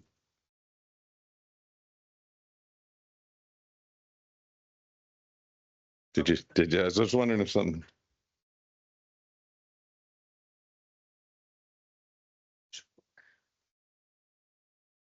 Thank you. Appreciate it. And then this is just a list. These aren't the solutions for all these, but these are what we were calling the known unknowns, where these are things that we know that we don't know the answers to in all cases. We have some ideas. There's some work in the past. Things like DC arc flash, right? There's a research consortium taking place now to start working to address this a little bit more. Things like worker protection. What should the PPE requirements be now when we're looking at these higher voltages in DC systems in relation to what they were before? Things like hot swapping versus semi-hot swapping, where there's controls and things like that need to be looked at maybe a little differently. DC voltage ranges, I know there's work done on that, and that's a CurrentOS focus. Getting alignment industry-wide on that and having that focus for moving forward will be a key as we look at that, incorporating those into standards as well. Capacitive faults in DC circuits, right? This is a new area that we have to be able to look at to really try to address. That isn't something that's just the ready-made solutions, just there for the taking. That's something that has to be figured out. There are working groups on things like that to be able to address some of those. There's evolving installation codes. I can speak to the US more. I can't speak to the international versions, but the codes are changing in the US every 3 years. There's a lot of changes that are happening fast. Obviously with data centers, that's driving new code requirements and installation requirements for data centers and DC systems and these power voltage levels. There's some of these key components. We're hearing some of these things that is shifting from the power levels now to maybe a whole facility level DC system, right? So a piece of equipment that really didn't exist to that level before, like a medium voltage solid state transformer, which isn't really a transformer. It's basically just a switch mode power supply, but it's something that's going to drive DC power within the whole facility. That's becoming a key piece of equipment that's being looked at, right? The circuit protection is really becoming a key piece as these systems are being designed. Some of that liquid cooling things that we talked about. Isolation requirements for some of the equipment, integrating interoperability and system specifications into standards. Obviously, this is a great focus area of CurrentOS. We need to make sure that we're able to build on those and incorporate those into standards. Product innovation and availability. Some of the things that we're talking about of innovation and standardization process, a lot of times we're being asked for requirements or to be ready for products to come that don't exist in the market yet. So here's my spreadsheet of products that are coming. We need you to be able to have these requirements ready and be ready at the moment we're ready. So it's the other way around than we've traditionally thought about it, right? There's products developed. Now let's look at the standards and requirements and be able to incorporate that. It's almost becoming flip, which is there's just different challenges with that. And then the last one is utilities and interconnection, right? So we showed that big list of standards, all of these things that apply. That's only up to the utility interconnection. How to look at that utility interconnection when oftentimes they'll have, at least in the United States, they have more of their own specific requirements and guidelines that can vary between one utility to the next for their coverage areas and things like that. So that's really a big piece that's not even being addressed in these standards necessarily. It's only up to the standard utility interconnection. And so just the last slide for me, and then we can have our coffee break. Just some things to consider as you're looking at these approaches. Again, I don't have the solutions. We don't have the solutions for you, but there's ways to maybe be able to start thinking about these as you're having these discussions, right? So what are some of potential approaches? So in the next session, we'll have some mapping of those UL standards for that DC architecture with the IEC standards, right? So the UL to the IEC, so you can at least see comparable. There'll also be the technical committees for how to want to approach these. But one, to be able to consider if, in some cases, are there product categories where an IEC standard doesn't even exist? So that's a gap, right? We don't even have a standard necessarily in that location. So if there's not a standard, that's a key first gap to address. The other one is we talked about the DC requirement gaps. Those are the ones that we were kind of starting to refer to, right? Some of these standards, there may be a standard that covers, it may cover the voltage limit, but does it really have the requirements needed for a DC system? I don't know the answer to that, but those are things to consider, like do the standards as they are cover requirements for DC systems? The industry known unknowns we talked about, right? There's that list. You can reference all those things. Those are things to consider. Those we won't have the answer for some of those. Maybe there is some references or some areas to apply those, but consider those known unknowns. System level, product level, right? We just talked about those, right? I know there's, from the IEC perspective, there's system level standards and requirements. How do those apply or interact with the product level requirements? Approaches to expedite development. I think there's been some really good conversation around what some of those could be. Some of those maybe are newer or haven't been applied as much in the past. So those could be ways to be able to look at that from an IEC perspective. And then priorities. And I think that'll be kind of a goal for today. Looking at all this, seeing what we've done, maybe it's a bad example, maybe it's a good example, but at least just some example of the kind of work that UL has been doing as part of this and working with industry.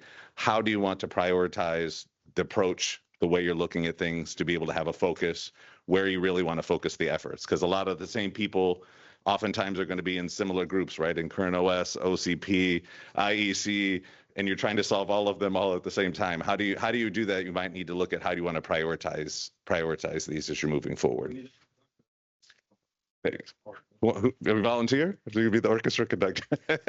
It's a good point. It's a really good point. Director, also many musicians. Yeah, musicians.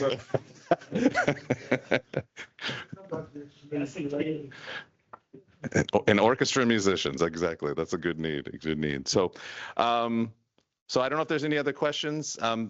Yes, please. Gotta get the microphone for the.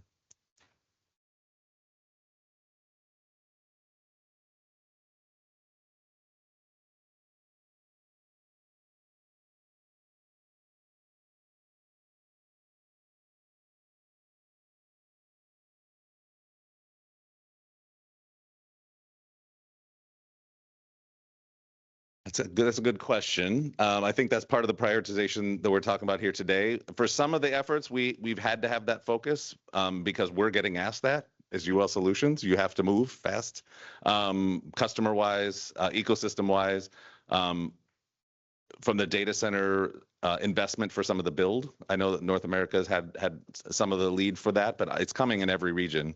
That's not changing, right? So the IEC standards are needed at, I don't want to say a following speed, but a speed that's coming at the same need. It's moving in all regions and it's growing in all of them. So it's not just the US, we're hearing it in all regions. We're running into that same thing as well. So again, I wish I had a better answer for you, but there's a need. we're developing. Dirk. I can. Oh, Yeah, maybe a response to the question.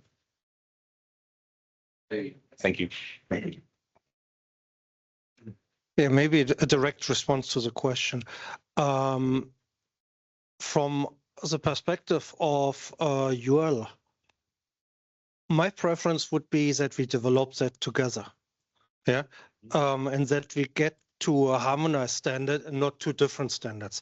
That is always very, very clearly my preference and the preference of UL. So we have a clear strategy where we can harmonize. Let's do that. Yeah, because it's for everybody easier, including ourselves. So in areas where we cannot do that for whatever reason, because installation codes are different or common ways to install are different, or the priorities that we get is different, then we need to do that ourselves. And then we work in the way like with the 489i and 6947-10. But the preferred way is very clearly do that together right away.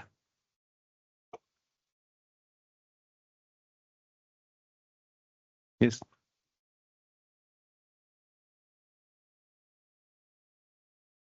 I'm having a hard time hearing you.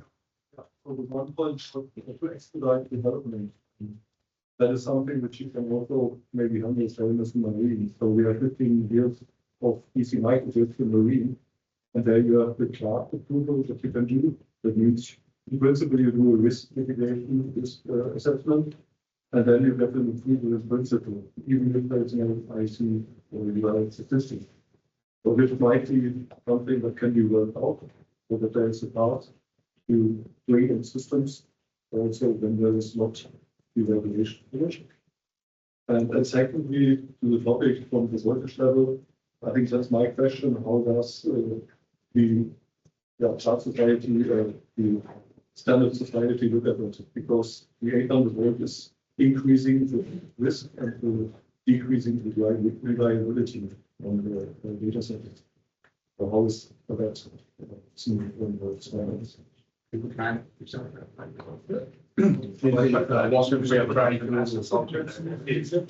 you speak up just a little? Sorry.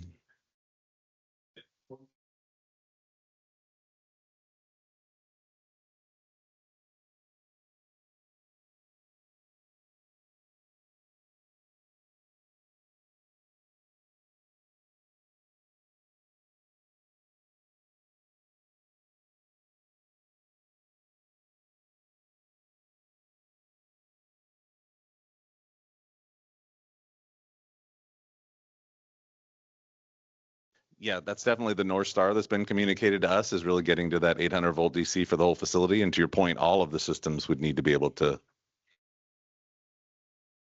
You're not going to buy interviews involved. You're not going to get all this other stuff.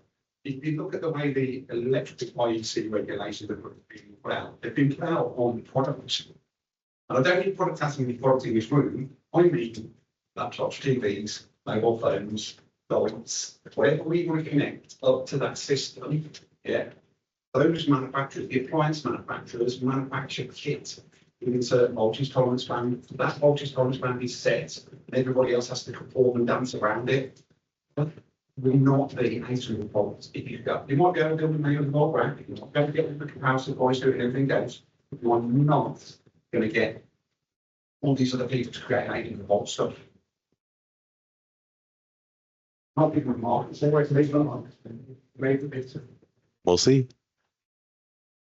And to answer maybe your first question, I think the first one, the first of the two questions was on why not look at it from like the marine perspective with a risk assessment and evaluation to that.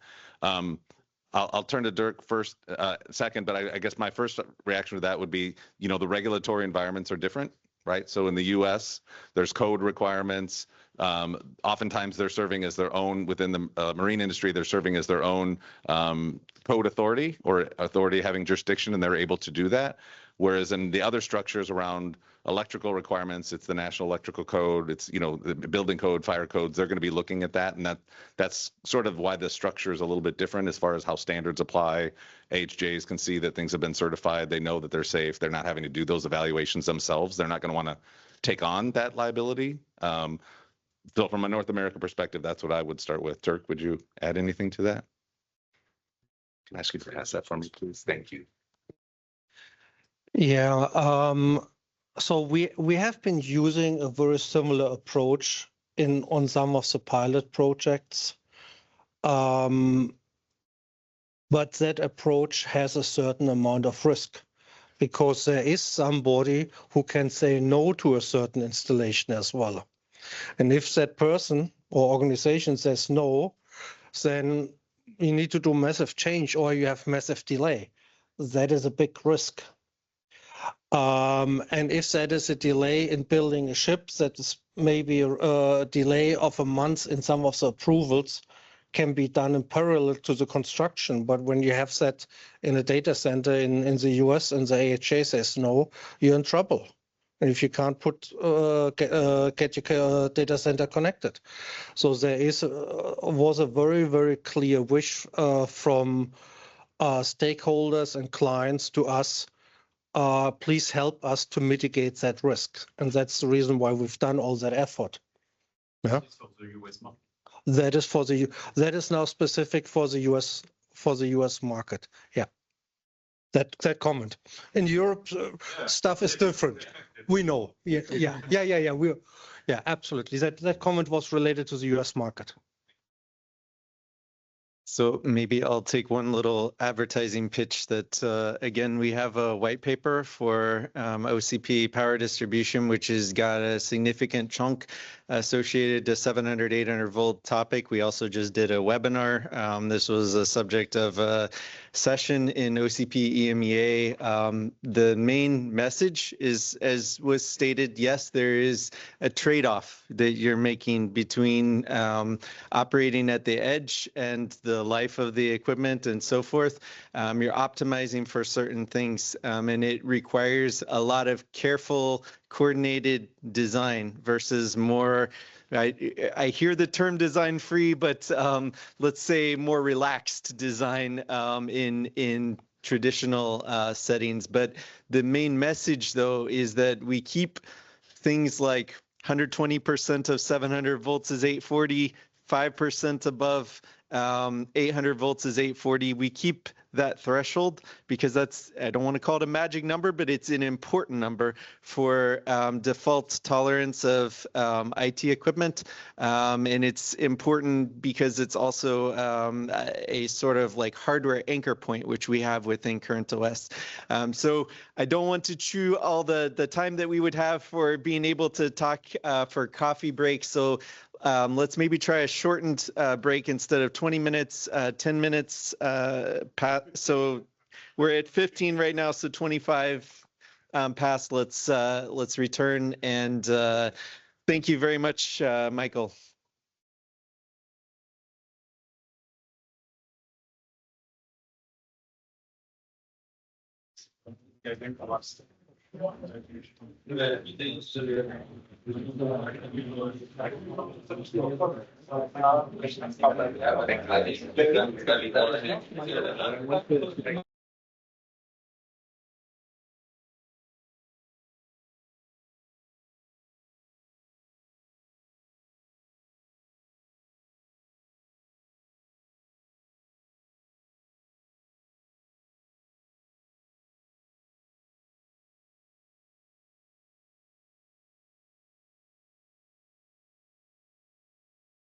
No.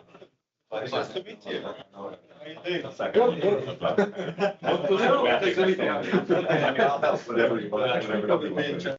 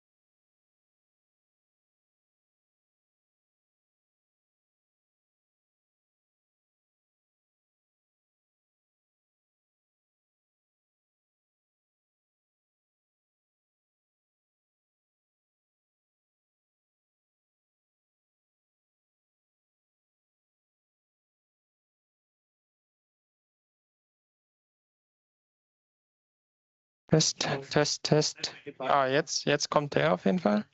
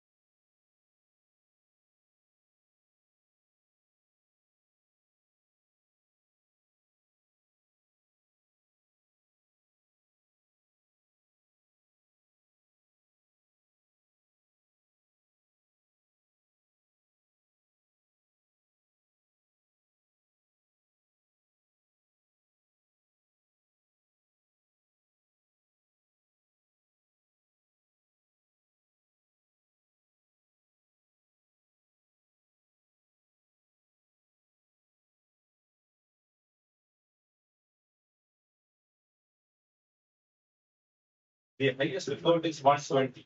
Test. We need to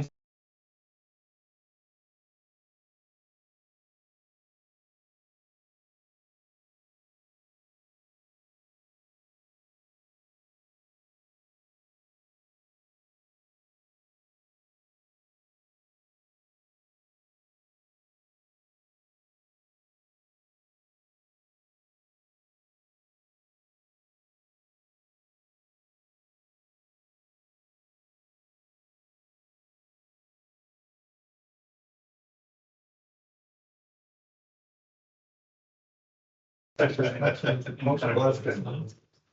good contribution, but we wish everyone has equal percentage. Yeah. So then you're gonna need to take it. Yeah. We all had a good participation.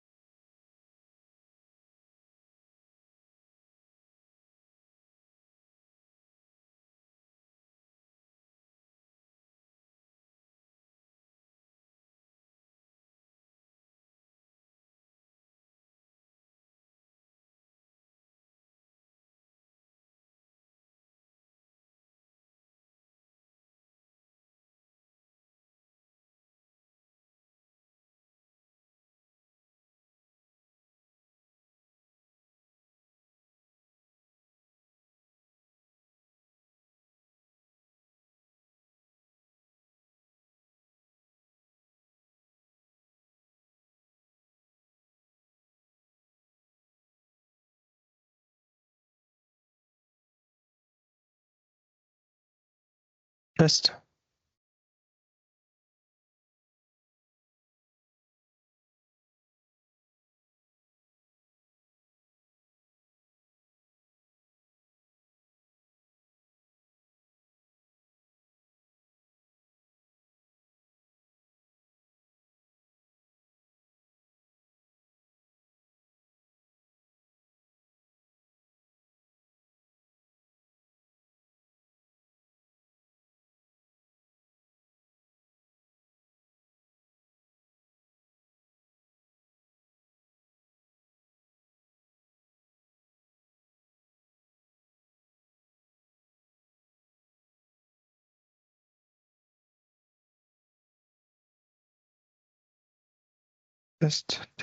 Test.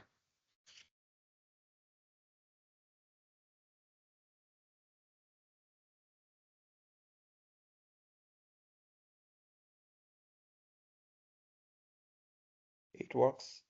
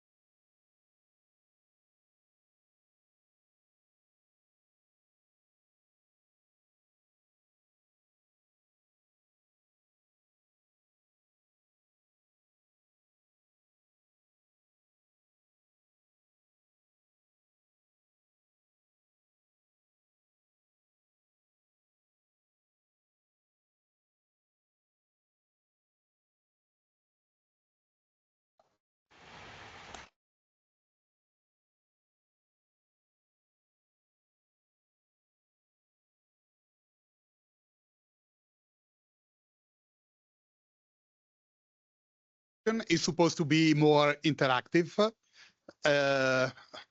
And I ask you to connect with the poll using the QR code. And I will explain why in a minute.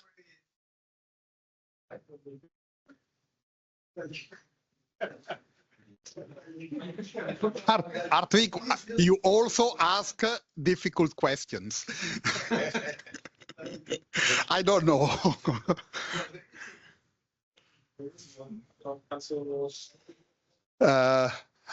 Maybe yes, if someone can translate the QR code in a link and forward to Hartwig and put in the link, okay, the chat would be great. Okay, sorry.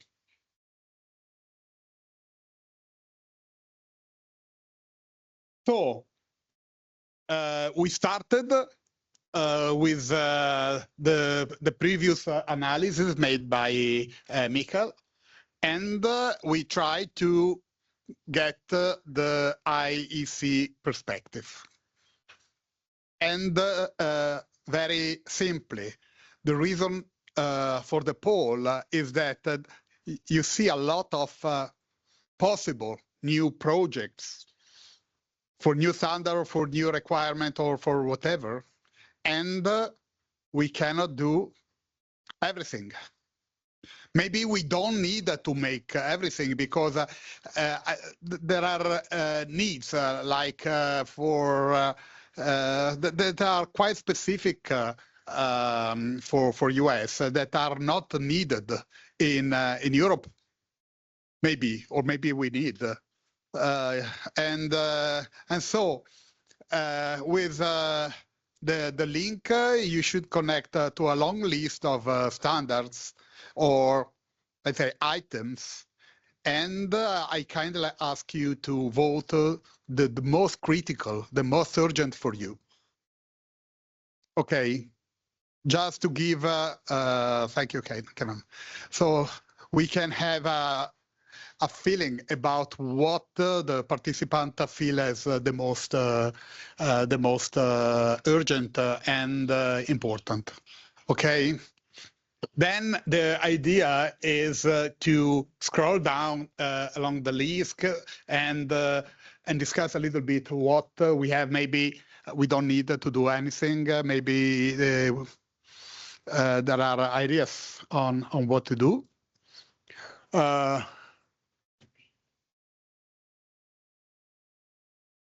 So we have UL 3001 for AC microgrids and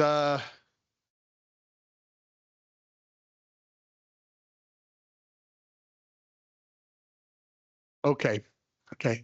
I don't know if this is urgent. I don't know, Michael, if 364-8-82 is the mirror standard, equivalent standard, and not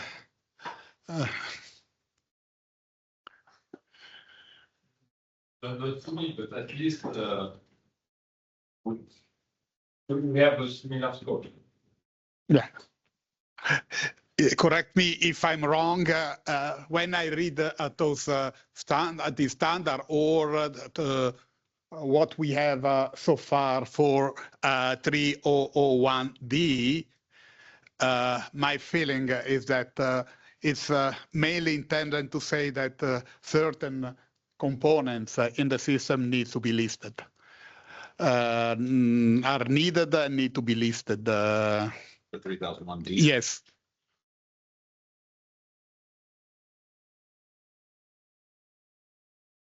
Yeah, the purpose of 3001D is really to have a way to deal with gaps. And gaps on two sides. One side of the gap is for the US in the National Electrical Code, so the US equivalent of the 6364. There are a lot of gaps related to DC. It's covered, yes, but the requirements are not adequate, like in many other documents of the world. And the other part of that, there are gaps in certain product standards, and to address that. And that is, to me, the purpose of 3001D. So in the perfect world, that would have been never needed, or if all the appropriate requirements are updated, maybe it's not needed anymore. But it was a patch to deal with that, because there have been challenges to install DC systems in the US in general, and that has been developed, or that work has been started push from the data centers. Yeah. So that is really the background of that. And I know that Hartwig wants to add to that. Yes, and I've been involved in that, but like since OCP document started, that process has completely stopped. There's not been any progress. And I think it's been overtaken by the OCP document. Yeah, a lot of activities have been de facto killed by the data centers, because that is something that requires so much focus. Yeah, but it may still continue at some point, maybe. There was one comment here.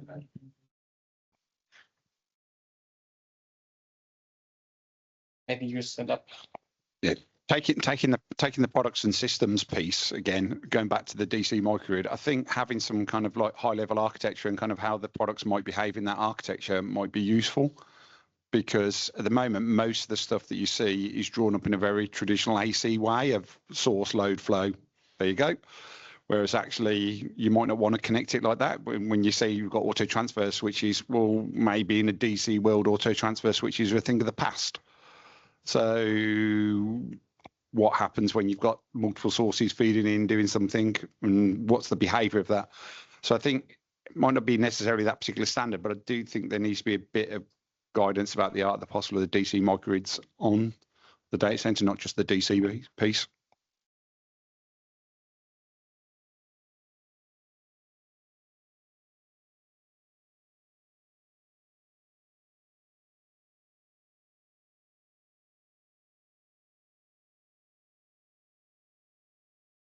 No comment.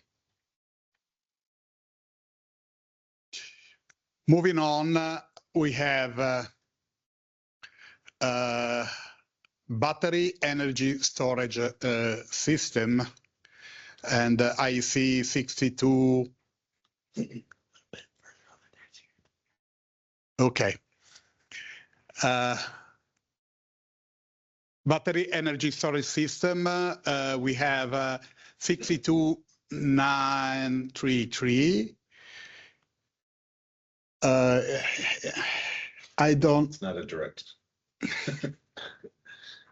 It's not addressed, and I think looking at the committee focus scope, I think they are mainly dealing with grid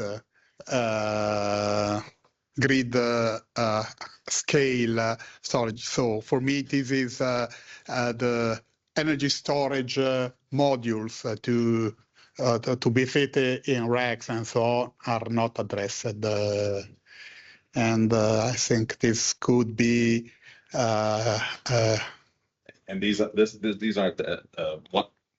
Sorry, the battery energy storage systems aren't the one that goes into racks. These are the big pieces of equipment outside the facility and stuff like that. We debated not just having a gap for this standard, so it's kind of 62933 plus others. Some overlap, some applicable. It's kind of not the one to in the rack. It's not like a battery backup unit in the rack. It's not that. Okay. Yeah, these are the battery energy storage systems.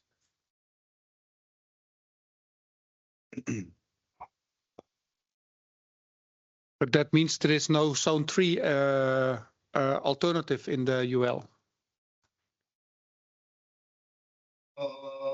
I don't know if UL 9540 address the requirement for Zone 3 or for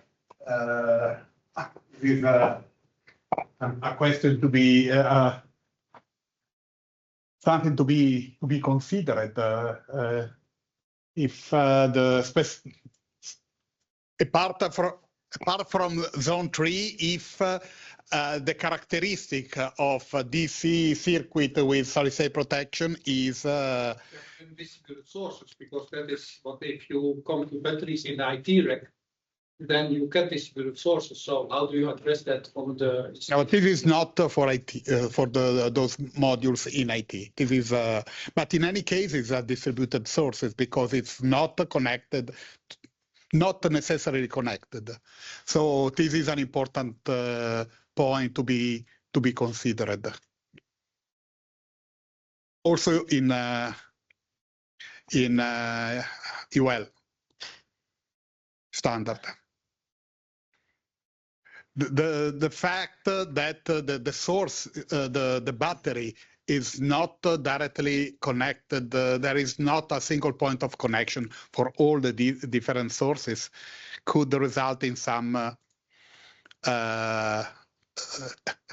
issues related to protection. So they're doing.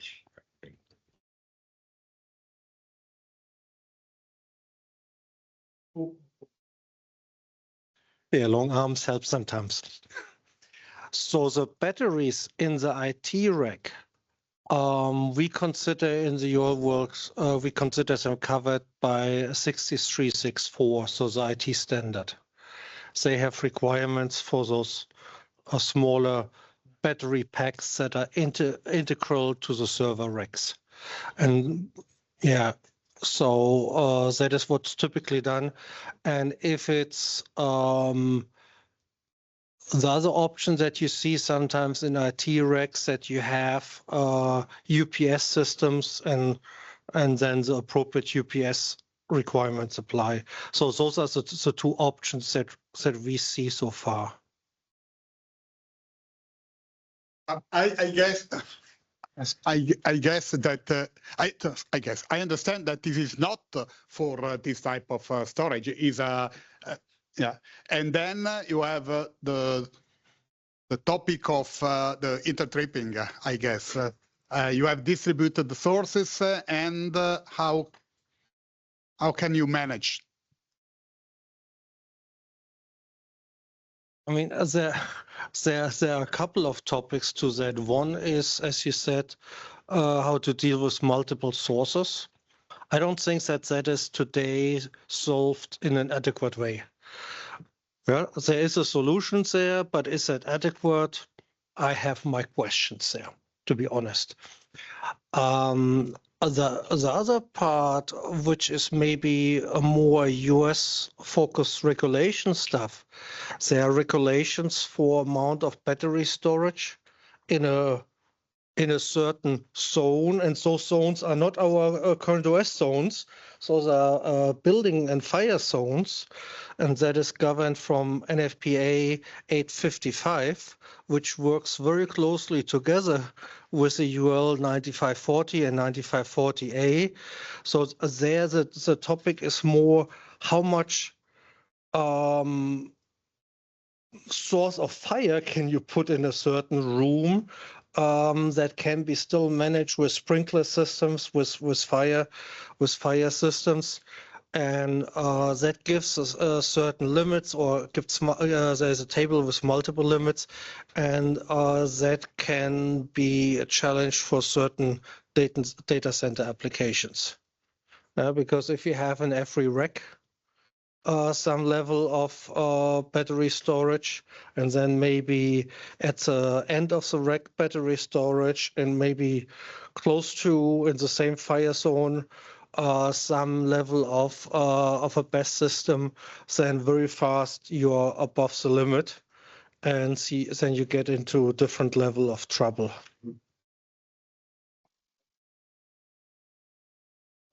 There's also Adam. And Eric, because that is, I think, also one of the discussions. I don't know if that's European level, the PTS 37, that is for battery systems. And all the battery systems are now accumulated. So that means you have to count the normal number of batteries and to count as one for the fire protection. But when the sources becomes distributed and the batteries are disconnected by converters, then there is a huge gap in the regulation for batteries. And I think, just to give a stupid example, how to say that's the same discussion. If you have electrical boating and you have 200 boats in a storage with all battery banks inside, then you cannot make a fire extension system in that kind of storage. So that means there must be coming additional rules if you want to connect the batteries and to maintain the batteries and to operate them safely. And the rules today that are existing for systems is actually on AC when you have everything combined into one battery. And particularly in the case like in the IT racks, when you get distributed batteries in the IT rack and you have 200 IT racks, you have 200 batteries. Do you need to count them as one from the safety fire point of view, or is it just an isolated battery that is managed completely in a proper way and you don't need fire extension for every battery, the same as laptops in an office building, for example? You're sitting here with 100 laptops. Yeah, with 100 laptops and we don't have fire extension. So the same discussion, there's a big gap.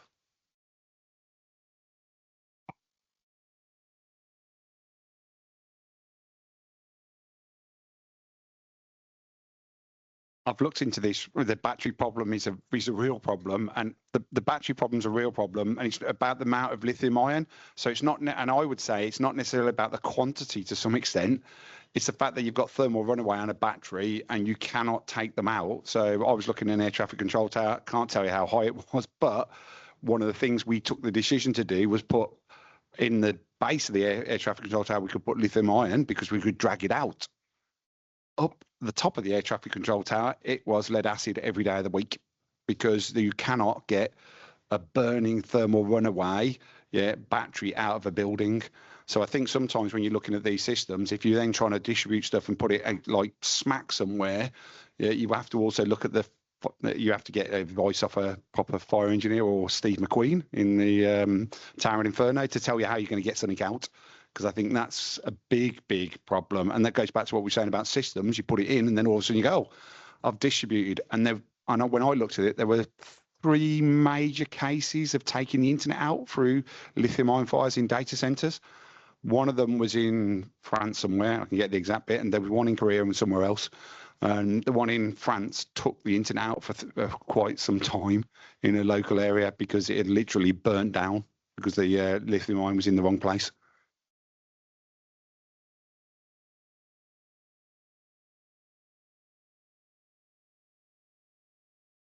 It's good to work a little bit. I'll just add one comment, and I think I would suggest probably we'll move on because I think we probably could spend the whole session or more just on this topic alone. But sometimes that's also maybe the difference of what we're looking at, like from the different regulatory environments. So in the United States, NFPA 55, which Dirk was referencing, there's specific limits for the battery. So if it's a lithium ion technology, for example, and there's more than 20 kilowatts per hour of that, you can only have so much within a certain space or a zone, a building zone, not the zone I know that we're talking about for IEC, before you have to start doing large scale fire testing and other things like that. So it's not a quantity, it's the technology and how much of the output of that can be done safely for things like thermal runaway and those type of risks and stuff. So it's a deep topic. It's not a simple, straightforward topic. We're just demonstrating that's the standard that applies, that satisfies 855 in the United States to make sure that the testing is done at the cell unit and then the system level for the battery safety. So I'll turn it back over. Antonella, if you want to go to another one. So as Michael suggests, we need to speed up because it's just a part of a list. So we need. So another important topic is the medium voltage solid state transformer. And my side comment is that at least before of having a standard for the device, we should have a clear definition that is still missing, because I see many are claiming solid state transformer that are isolated converters, basically. So this is for sure an important topic, and I see there is an OI for this. And considering the previous discussion, I wonder if there is a chance to have a common activity on this.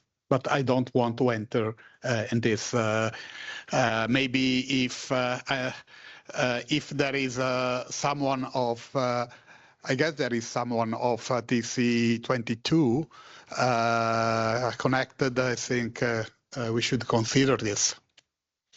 The philosophy of the safety is a little bit different in the converters than the device for protection. So 62477-2 will be the safety standard for the SST. So like the 62477-1 for the UPS and the other converter. So it's fine. So you expect they should go good? So can I add something? Of course. Yeah. So I mean, but I you think should introduce yourself because we cannot see who is connected. Okay. So I'm Miao-Xing Wang. I'm working for IEC SC22H. I'm secretary of 22H and also for 22E. And my comment is that maybe 62477-2 is not enough to cover the safety aspect of MV SST, because 62477-2 is a generic group safety standard and doesn't address the specificity of SST. This is the one point. On the another point I was mentioning in chat, that there's a technical report on SST, and the name is ICTR 636004. And so this is developed in SC22F. So just to bring the information. Okay. Yeah, and so this should be somehow discussed in TC22 at a higher level. Yes, also together with 22F, SC22F. Yeah, if you could, if you could take care of this discussion, yeah, sure, would be great. Hello. Yeah. Preben Holm, TC22 chair, and also the convener of 62477-1. I find this interesting, and as additional comment in general for 62477-1, we are actually in the process of looking for applicable topics which needs to be included in this series of standards. And of course, data centers are definitely something that could be considered, and that will end up in a discussion at the plenary meeting in Hamburg in fall 2026. So we are looking pretty much into in what direction should 62477-1 develop in order to support the industry when we are considering power electronic converters and inverters. Thank you. Thank you. The only comment is that our customer expect fast reaction, so we need to take actions as soon as possible. Then we have a group of control device, so DC disconnectors and DC contactors.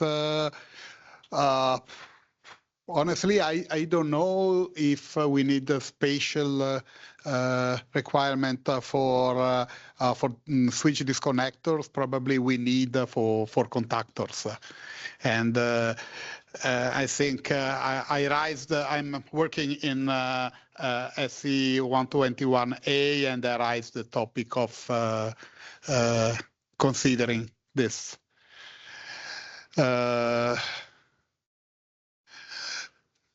This will be also related to this mechanical isolation contact used in semiconductor. No, because this is a semiconductor circuit breaker, so it's a different product. And then we have a long list of standard and device for what we call switchgear or assemblies that I think need to be considered, and SC 121B has to dedicate attention also for bus bars. Unfortunately, is anyone from SC 121B connected? I guess no. Okay.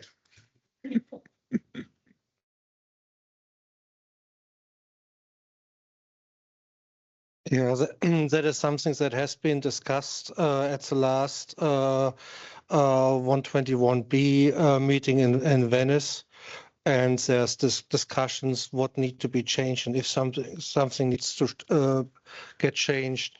So there's still some work to be done in that respect. Yeah. So one of the needs that I see from my perspective, I'm not speaking for 121B MT2, but I'm speaking for me, is, for example, the DC short circuit testing, because the requirements for DC that that we see there today are more driven towards the old DC system with DC generators, lead-acid batteries, but not those capacitive systems that we see today, and they produce completely different shapes and forms of short circuit and other challenges. That's one part. The other part is the load currents that are in the data center, not really DC, but highly fluctuating and more high frequency AC current in respect of the thermal impact than a DC current. So I guess that's something that needs to be addressed in many product standards from the thermal aspect. Or short circuit behavior and thermal aspects need to be addressed. Liquid cooling as well. Oh, yeah, thank you. Because this will be one aspect. Please switch the mic for online. Because for sure, in those assemblies, we will be integrated and several kind of devices, or even different conversion bricks, which will bring maybe some liquid cooling solution as well. So I think those aspects need to be integrated within the new revision. For part 1 and part 2 of 631439, this is starting. So we have a window there. We need to jump in right now. And for bus bars, for busways, it's almost published. So liquid cooled. No. The busway, the new revision. So it will be covering for sure AC, DC up to 1500 volt DC, but for the cooling, not, unfortunately, too late.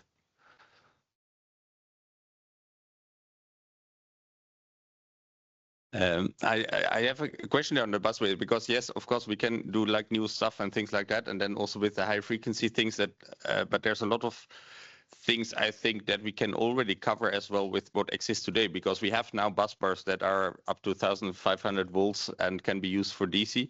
And I think sometimes in general that's also maybe in general in this whole discussion, I think of course there's some fancy ways of how to do certain things, but I think there's also some solutions on how to solve the DC grids where you don't need any new standards or don't have to wait for anything as well. So maybe that's also good to consider that as well. But it is about priority for me. Yeah.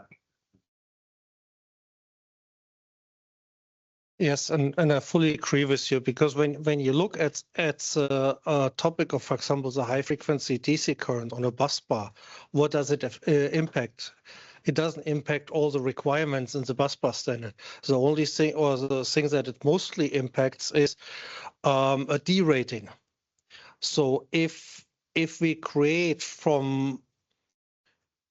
would be able to create a standardized load profile for a data center, there's a big if, but if we would be able to do that, then it's possible to run the appropriate simulation and numerical calculation and study to develop derating factors for that.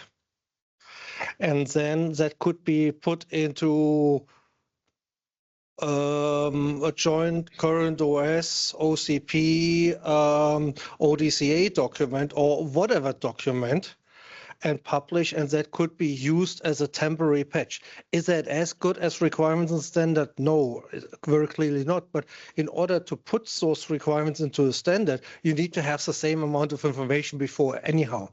So starting that work now, I believe, would be beneficial. So the trouble that I see is I don't see that standardized load profile. What I see is that the AI data center have a different load behavior than a traditional data center because of synchronized learning and data exchange and all that stuff.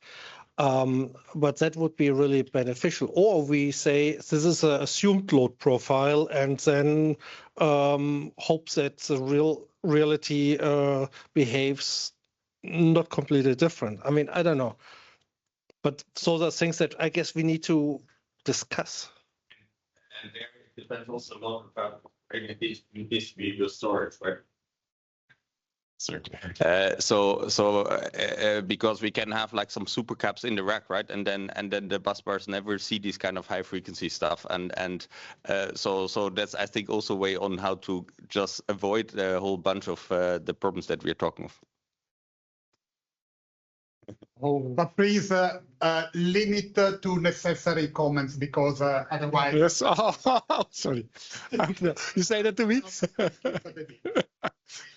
Okay. Then I have one unnecessary. You know, that is always my hot topic. But for me, the corrosion topic still, because for the data centers, we talk about immersed cooling.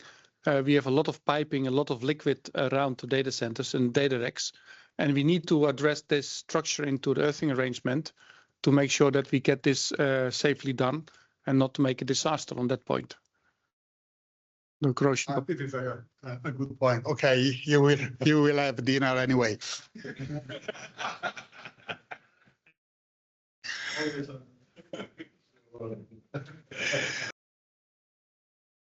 We have this group of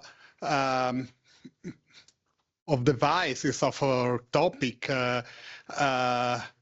Please have a look, and we need your inputs about what is mainly necessary.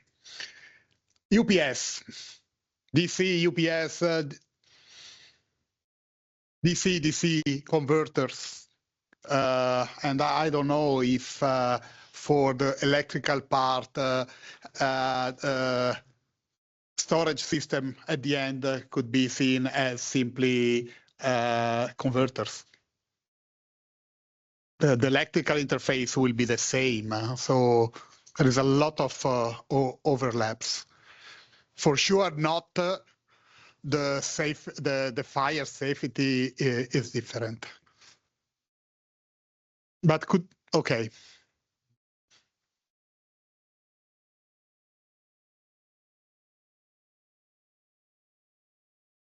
The next part, and you see we have a second list, so that's why I'm pushing to be a little bit faster, is about overcurrent, let's say, protection devices.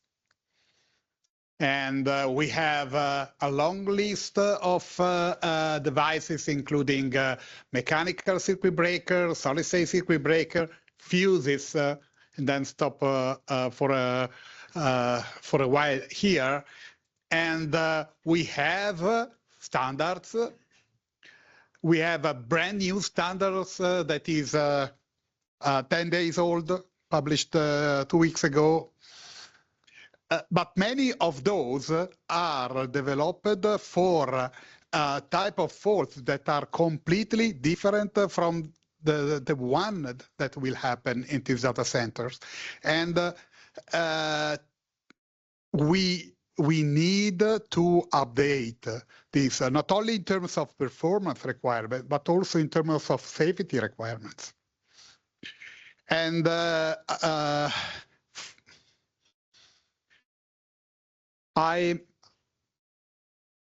if instead of having addressing one by one, we should have a combined analysis of the requirement to address this type of faults, like what UL is doing. There is a task group led by Danish, and maybe we should work on these, and it's not on the list, but there is one project of TC73 on calculation of short circuit current that should be in the loop of this analysis. And I've been told that IEEE is going to launch another project, and sometimes I have the feeling that we have 4 cats, I would say, in Italian, and we spread over 40 different groups, the same 4 cats. So we should combine the effort. For me, this is extremely important.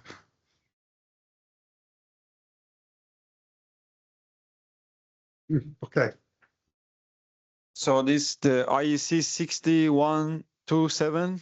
Sorry, 60269 semiconductor fuses. Just as a remark, this is not for semiconductor fuses. This is fuses which are protecting semiconductors. Yeah, so it's just as a remark that. Thank you. Yeah, one comment to the remark from Antonello. So the physical behavior of those DC networks is a little bit different than traditional DC systems or AC. So, and in order to start the discussions, we have been internally working on a white paper, and it's right now in the draft status, but I still can share that with you if you want. And that white paper basically looks at what are the different constellations there, and in respect of capacity, and what are potential fault currents out of that. So it's not about how to calculate that. Other people can do that much better, but what is it? How can potential fault currents look like? And the idea is really that is it's a starting point for discussion that is not claiming victory, but it's just a trigger point, and if somebody wants to see that, I'm more than willing to share that as a draft, and to look at the assumption, because there are a lot of those calculations include a lot of assumptions, and some of the assumptions may be smart, others may be completely off. So that input is very much welcome. Yeah, thank you. Yeah, thanks. There is an IEC standard in the works on DC converter influence on short circuit currents in DC systems? I don't know the number, but like, is that linked? That work? It's the same physics, isn't it? It might be the same physics, but what we have considered mostly are the capacitors, then assumptions of wiring in respect of inductivity resistance, and then to generate then how the fault currents look like. Not the converter. Not the converter influence. So we have. That's key. Well, that is key. Believe me. So we have on purposely eliminated that converter influence, and that is there, no doubt about that, because we wanted to first see the short-time fault current, and there we have used the assumption that the inverter is not providing too much more than rated current, which might be a wrong assumption. Yeah. So, but again, that's the reason why I said what we've done is a starting point. It's not a final. Here is a complete holistic view of all the things that can happen. We just wanted to have that discussion started. That's all. And it won't be the last edition of that white paper, or it will be used in a different way or whatever.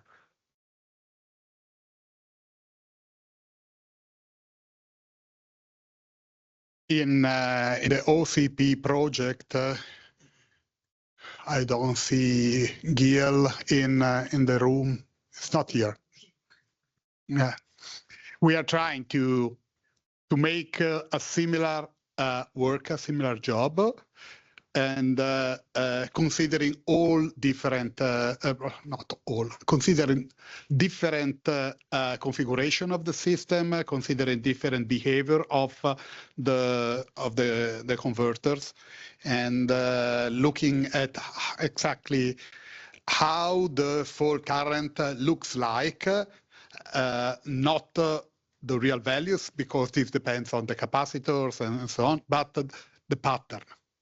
And okay, just wait a couple of let's say months, and we are working on this. And exactly as Hartwig was saying, the converter will have extremely important impact on the fault. And then I raise another topic. I'm sorry, now I'm the bad guy. If the converter is playing an important role not in protection, because from circuit breakers business, I don't want to say that converters are protecting. Never, I will never say. But if they contribute to the fault energy, then I wonder if the way they are tested today is enough, strong enough to ensure the behavior. And this is, for me, another topic where we have to work.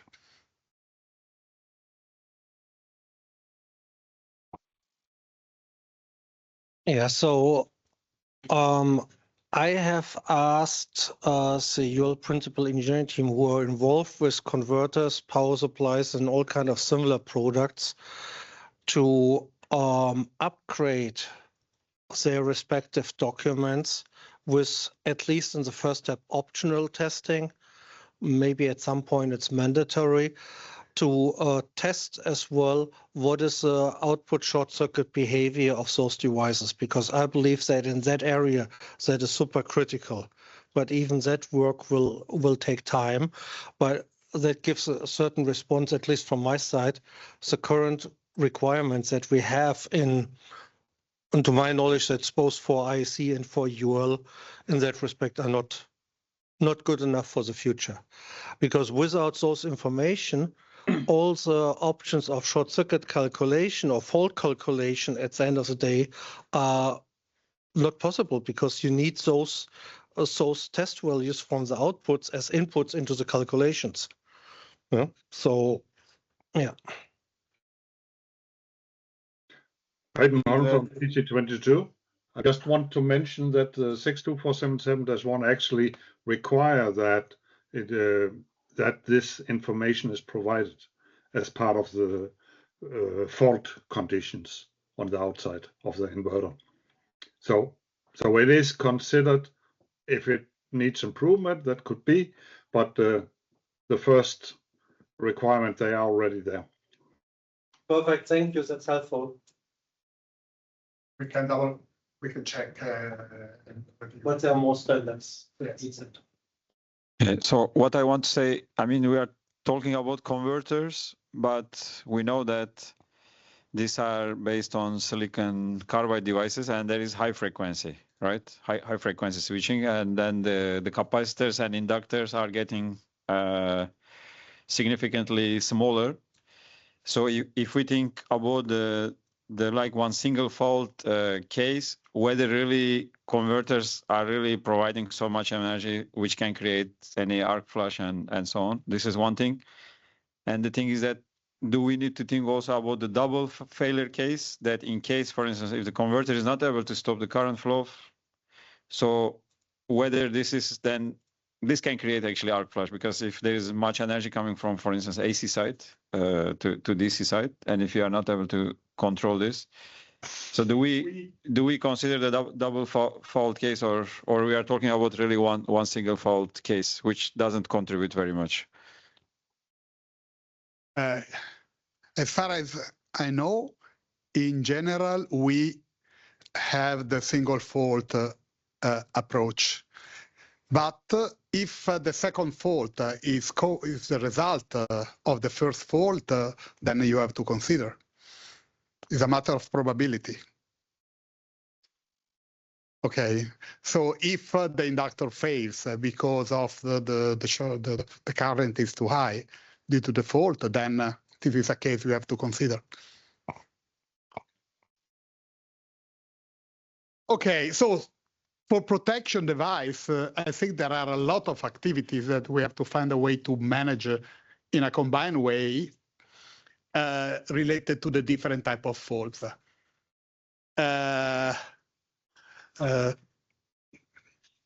Then we have another family of products related to arc fault protection and ground fault protection, where again, I think there is a lot of work to do. Somehow it's also a pain point in the discussion, and we have to find a way to manage. And same for isolation, monitor, ground fault sensing. There is a strong focus on this, and I don't know if someone of TC85 is connected. How well the requirements of you, but I guess Jiri online. Yes. Exactly. Can you hear me? Exactly. Yes, we can. Hello. So Jiri Stepanek, I am the chair of TC85. Our scope is measuring of electrical quantities, electromagnetic quantities. We have insulation monitoring devices. We have energy monitoring, power monitoring, also power quality monitoring in the scope, and we also have some testing devices. So we are really ready to collaborate on DC. By the way, we developed some specific standards, for example, for EV guys. But as far as I know, there is no specific development of standards today for the data centers. It's off the shelf of what is existing.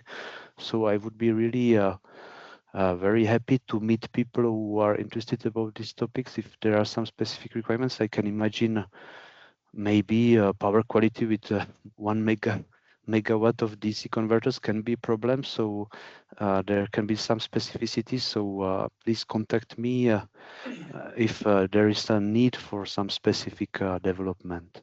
The -19 is a very new standard, the 557-19.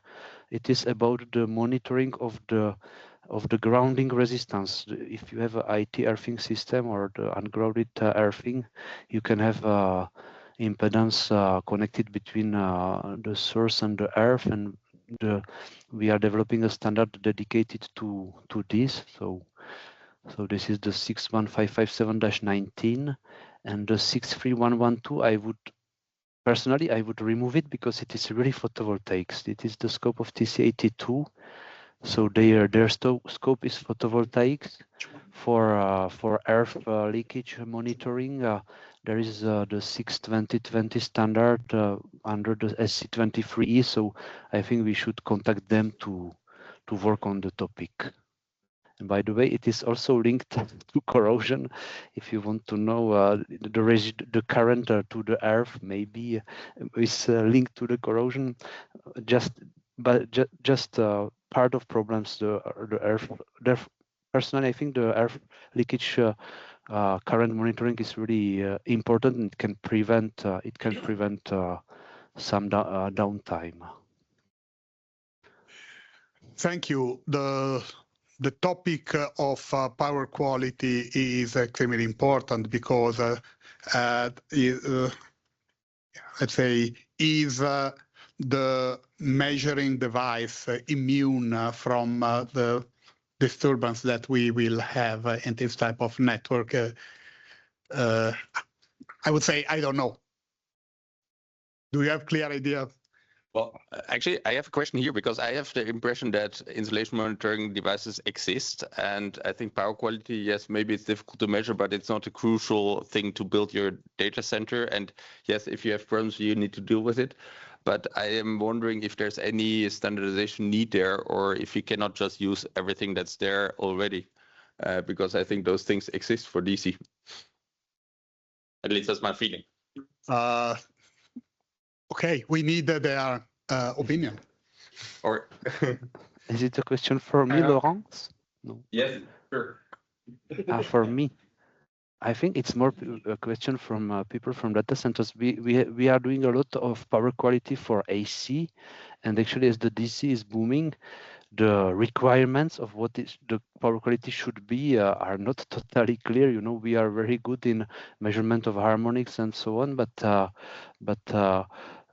people sometimes imagine when it's DC, it's just no harmonics, and it's exactly the contrary. So are the limits, the acceptable limits are the same as in AC? I'm totally unable to answer. This is for more for application. Sorry, my guys. point was not about power quality. My point was about measuring equipment. We don't need the standard for the measurement equipment. And if you have power quality issues, we can solve them, but we don't need a standard for that. So it's not holding us back. That's what I would say. So for the measuring equipment, we need, we are currently developing a standard on the energy power monitoring because this is DC. So you need a dedicated equipment for the DC energy and power monitoring. You surely need a dedicated development. Maybe Same to for add on that LVDC. Sorry, Thierry. But to add on that one is, I think we also need to define the low frequency bands, because in AC we have the harmonics, and DC we have nothing, and then suddenly we have high frequency. And I think we need to define the frequency effects in the smaller bands, because that gives requirements to the RCDs, it gives requirements to the IMDs, because that is the minimal what you need to do, and this is missing. Okay. Anyway, there are activities. There is the need to at least to verify if what we have today, let's say, is good enough. But I see that UL is more pessimistic because I want to start with an outline of investigation. So they think UL think there's a need for a new standard. And again, it would be nice to try to again message to Jiri. another group of standards, and we go from power cables to liquid cool cables to superconducting cables. So we have increase of high-tech stuff. Good work. I don't know if there is a standard for the need for a standard for whips in IC. I totally is a. What's for whips? A cord with two connectors at the ends, and I don't know. Mathieu, Michael. Standard for 400 volts with plugs in both ends. But there is a need to have it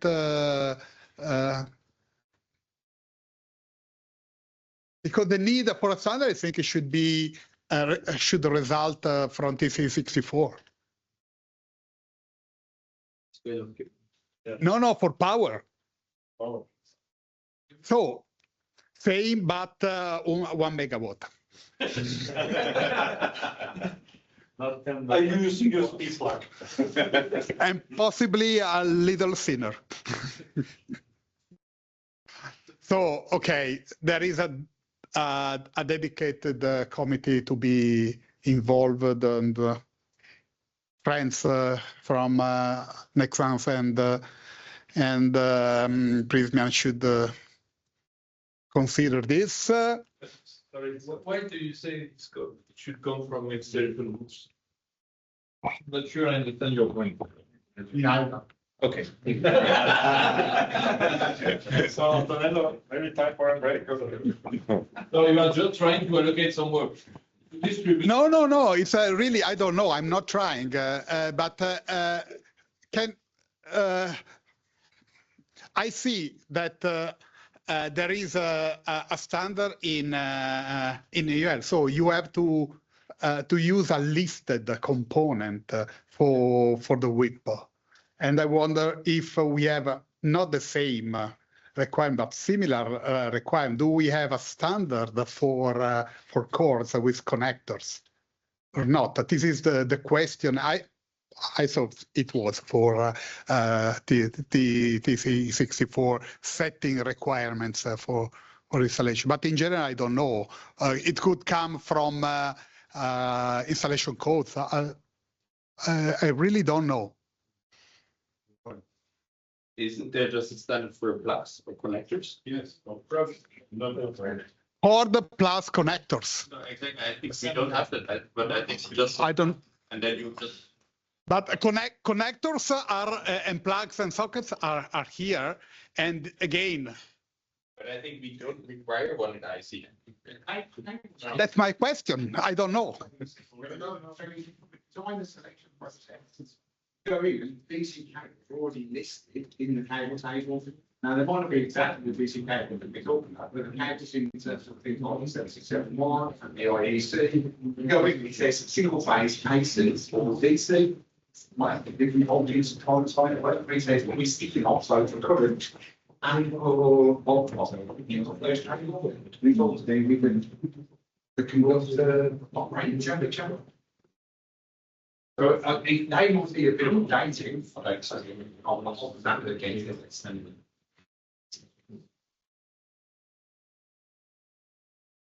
So I think we need some clarification about this. I'm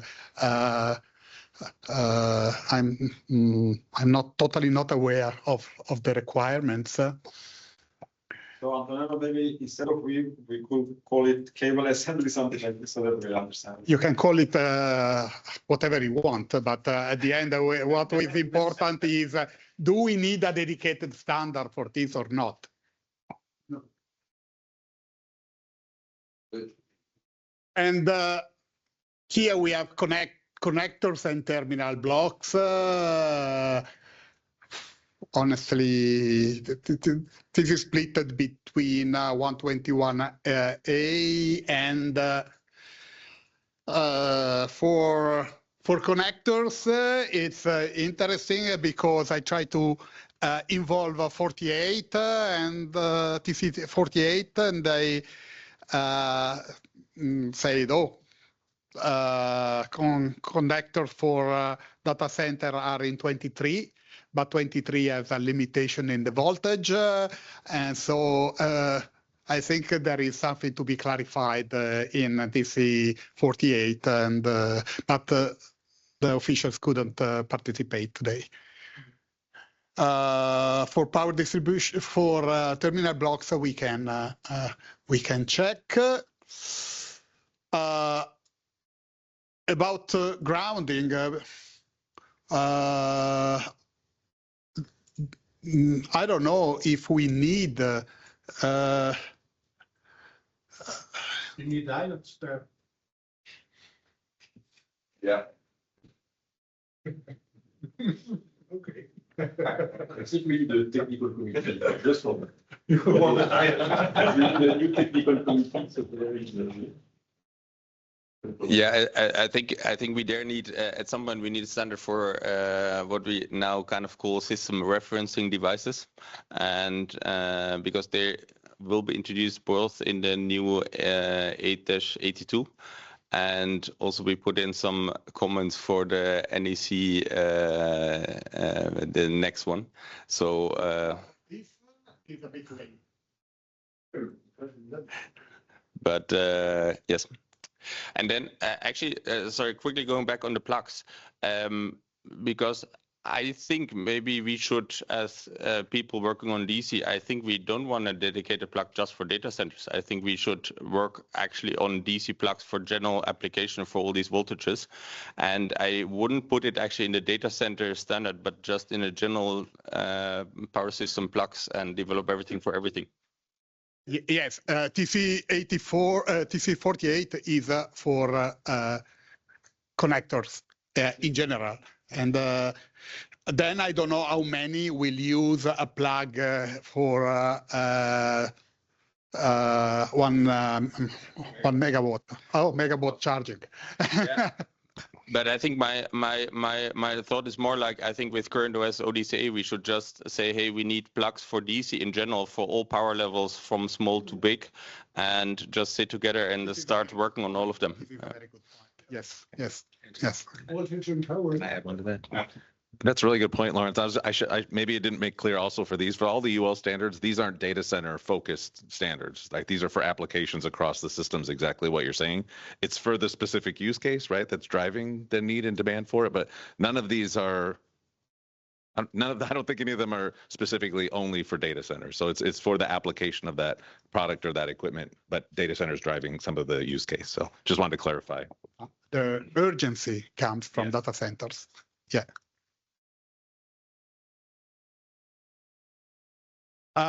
For grounding,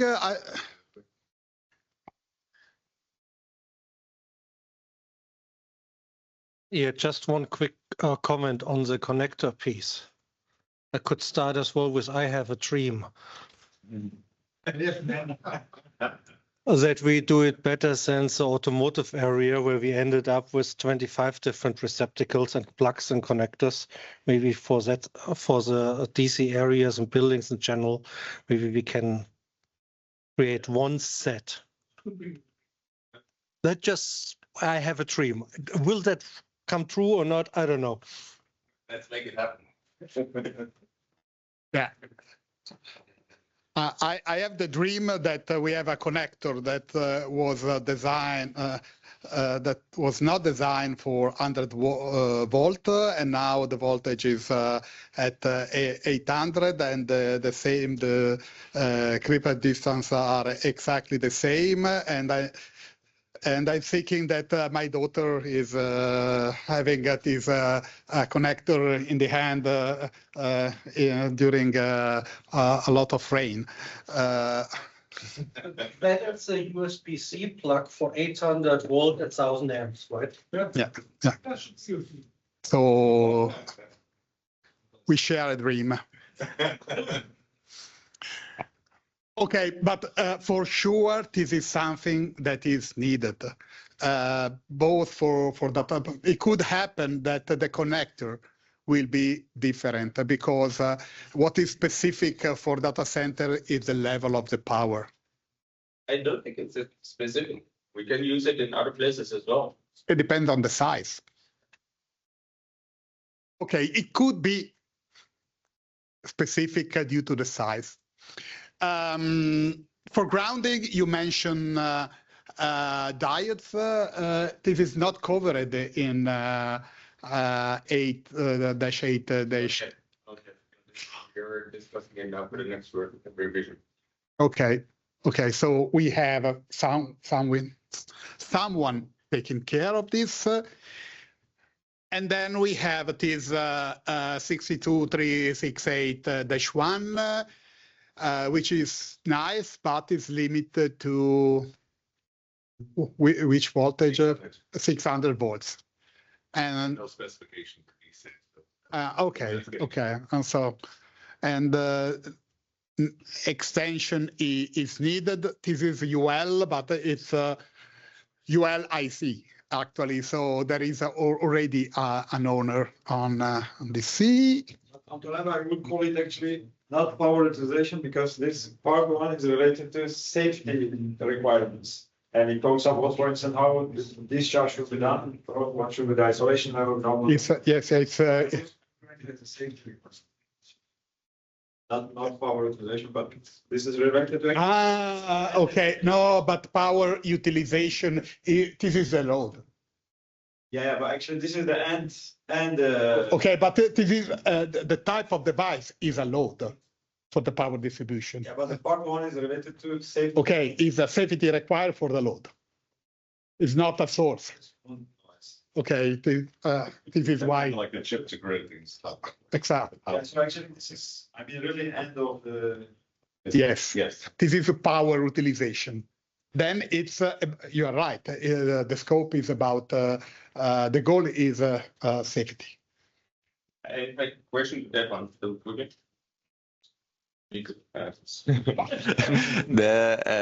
Because I heard, and Brian is not here. Oh yes, Brian is here. Because I heard that there was already some discussion there to lift that to 850, but that was rejected. And basically the question is a bit now what happens now with that one. And I was thinking maybe it's good to quickly discuss that because they have actually in that standard, they have different parts for AC and for DC. So I think it makes sense that they were like, okay, we cannot just shift it.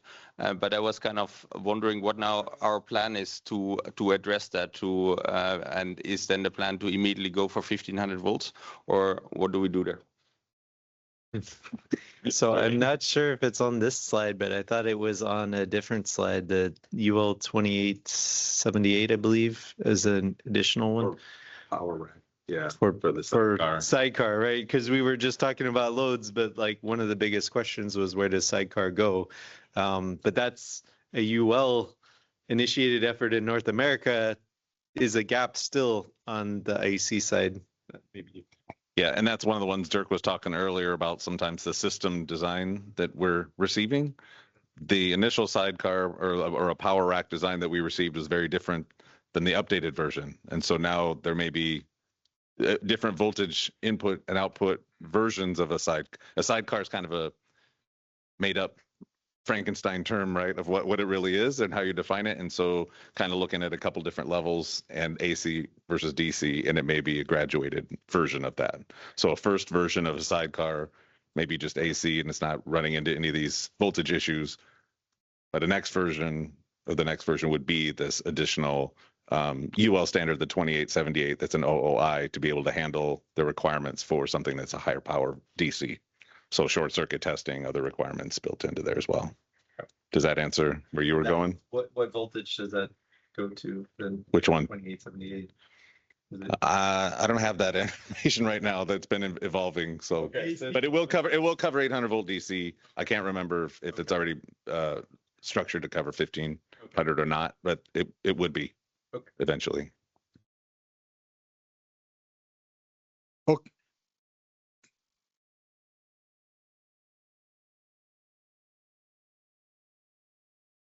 Just before moving to the next page, no, coming back to point 8, cable cords.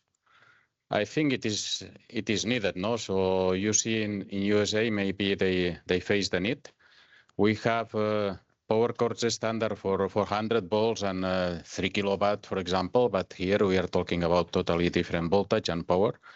If there is need for such low power and voltage, I think it's more justified to have something for here, no? So I think it's important. Okay, so I think it's TC20 should make an analysis to understand what is needed. TC20 is for cable, no? But here we are talking about cable and connectors. So. Okay, sorry. But then I don't know if there is a. But I think what you're saying is it's needed for UL, right? But not for IEC. So for UL it's needed, but UL over. Yeah, but I think it's needed for the technology, no? So to provide the solution to the data centers, no? So maybe they. Do we need a special standard? Do we need a special standard? I think the standard will help to avoid issues, no? If you prescribe what is minimum requirements, so at the end. Yeah, but I think we need to differentiate between stuff that's really required or stuff that's nice to have, because we can still do that later or quickly. Sorry, or give like a spec to have that, but it's not a roadblock that prevents us from building data center, because you can just say, hey, oh, we need a thick enough cable and the plugs that can handle the thing, and then you can make your cords, but you don't need to wait for a standard in order to be able to do that. Maybe while there is this discussion, let's jump this. We need your input. So hope you already scanned. Maybe you already submitted your vote. Tell us, in your opinion, what are the top 5 priority, say, project? You can add additional suggestion at the end of a form. You can add I don't want a specific project on a specific device. I want to have this topic addressed in a better way. And then let's continue the previous discussion. It's probably given the elephant in the room. So what about future-proofing the standards? Because the voltage could, in theory, if it had been just dropped a little bit, it could have been up later on to 1400 or 1500 volts. So how does any of these standards have anything in them that kind of makes a bit of a nod or an understanding of where that could end up? Because that could be the thing where everyone's boxed into a corner later on.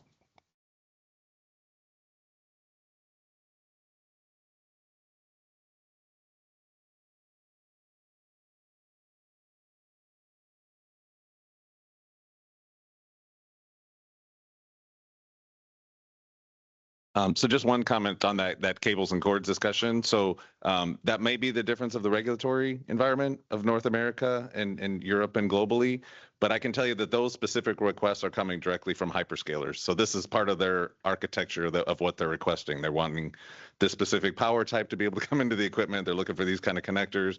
So they're direct questions. And so at least when in the UL summits, what people are asking for us, well, we need to do what we've been doing, kind of the gap analysis and overview for UL standards. We need to do this for IEC standards because we want to sell our products globally. We want, there's going to be data center development and building globally.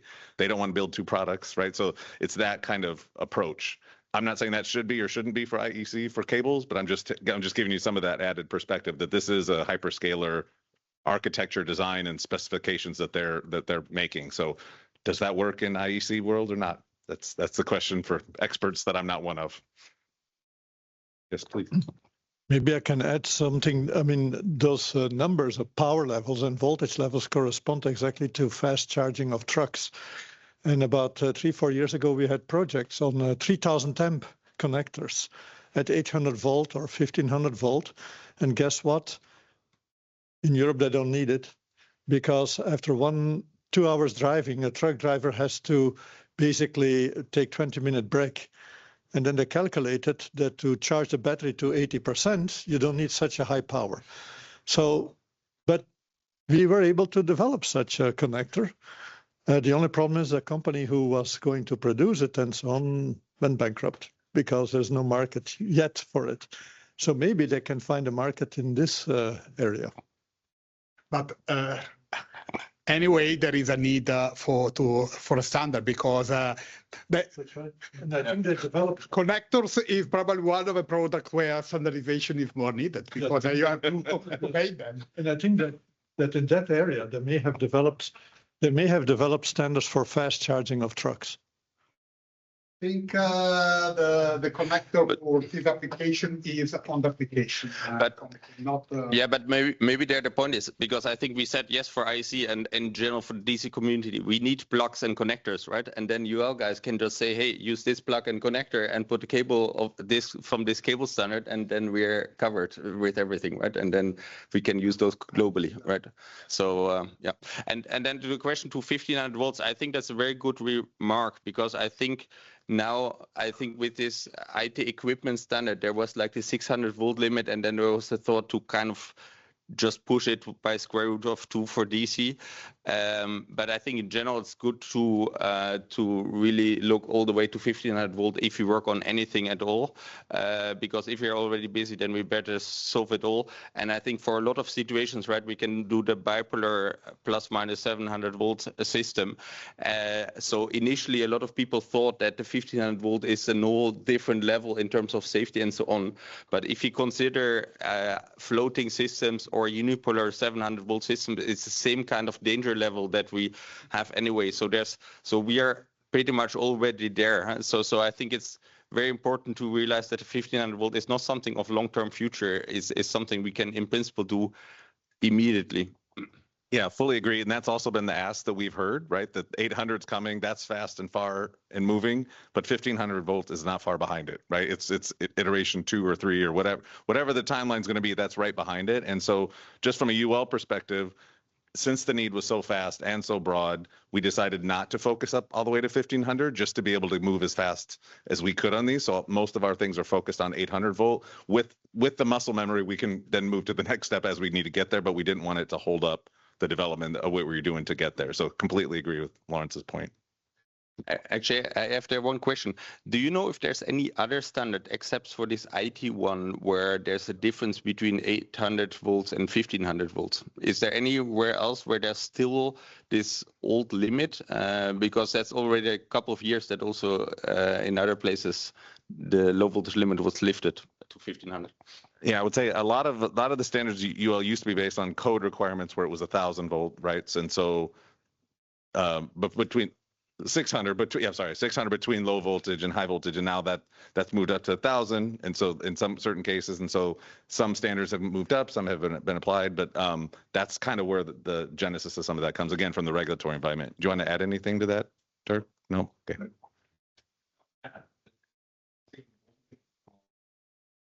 And also already wants to 767 follow, that's Singapore and all those countries.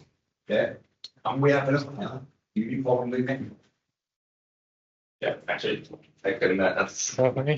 yeah, so I think this is the thing. Everybody looks in and just doesn't kind of look at what everyone else does. But as I said, in the UK and anybody who follows the 7671, and there are a few markets around the world that do follow it. So we take the IEC and then we cascade it down. We have a scariness about touch voltage in the UK. So our DC touch voltage limit is 900 volts on unipolar. You cannot have anything above 900. Otherwise, it then becomes high voltage. It then needs high voltage electricians working on it. It then means it's costly to install, all the stuff that goes with it, permit to work. It becomes a nightmare. So you've got to look at where somebody's annexed stuff within their own individual, and there are probably other stuff around the world, where people have annexed a piece of the IEC and do something very slightly different, which means then you'd never build anything above 900 volts. Yeah. You could do a 1500 volt bipolar because we've got a touch voltage limit of 750.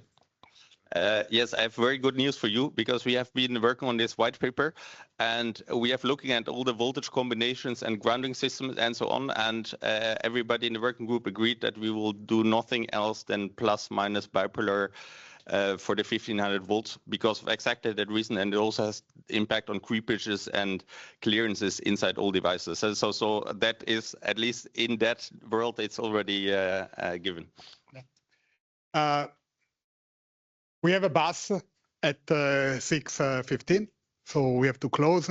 I will give the microphone to Rick the Donker for the last, I don't know, comment or whatever. Then we want to draw a short conclusions, and then we have to close.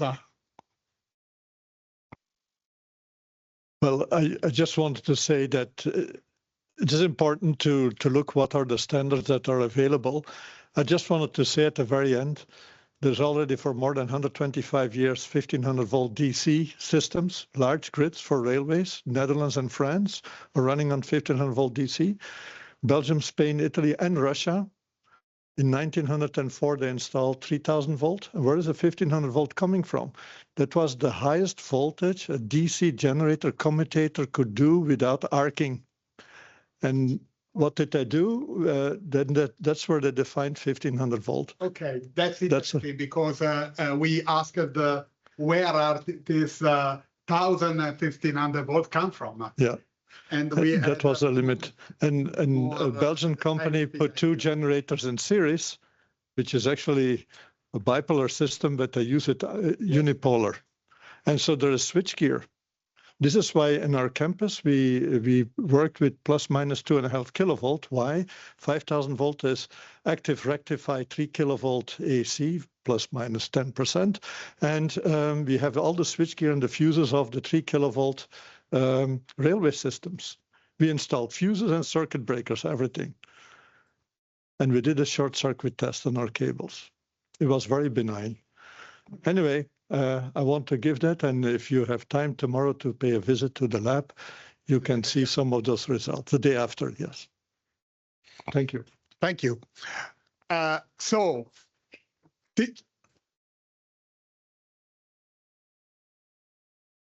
guess you are clapping hands to Professor the Doctor, not to me.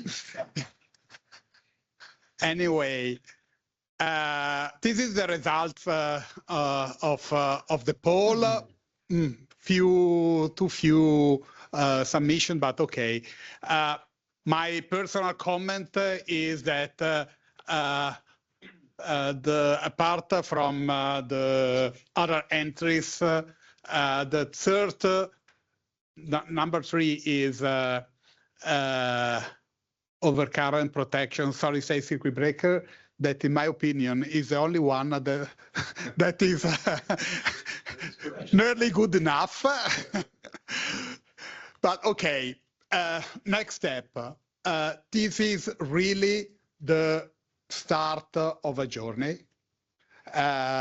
Just to understand what are the key points, we will use this, but we need more analysis. An important part is that technical committee officials and participants were here or connected from remote, and I hope that they got the urgency to work on this topic. On maybe we have some, they have some indication of the most urgent things, and we will. My personal opinion is that CurrentOS should somehow drive the process. We have people connected probably in all the relevant committees, and we need to raise the urgencies. We can develop not standards, but technical document. Today, we also learn that we could also think to to publish standards, not directly, but through IC with this process, and we should consider. But this makes sense for a system standard, but I don't want to have a CurrentOS circuit breakers.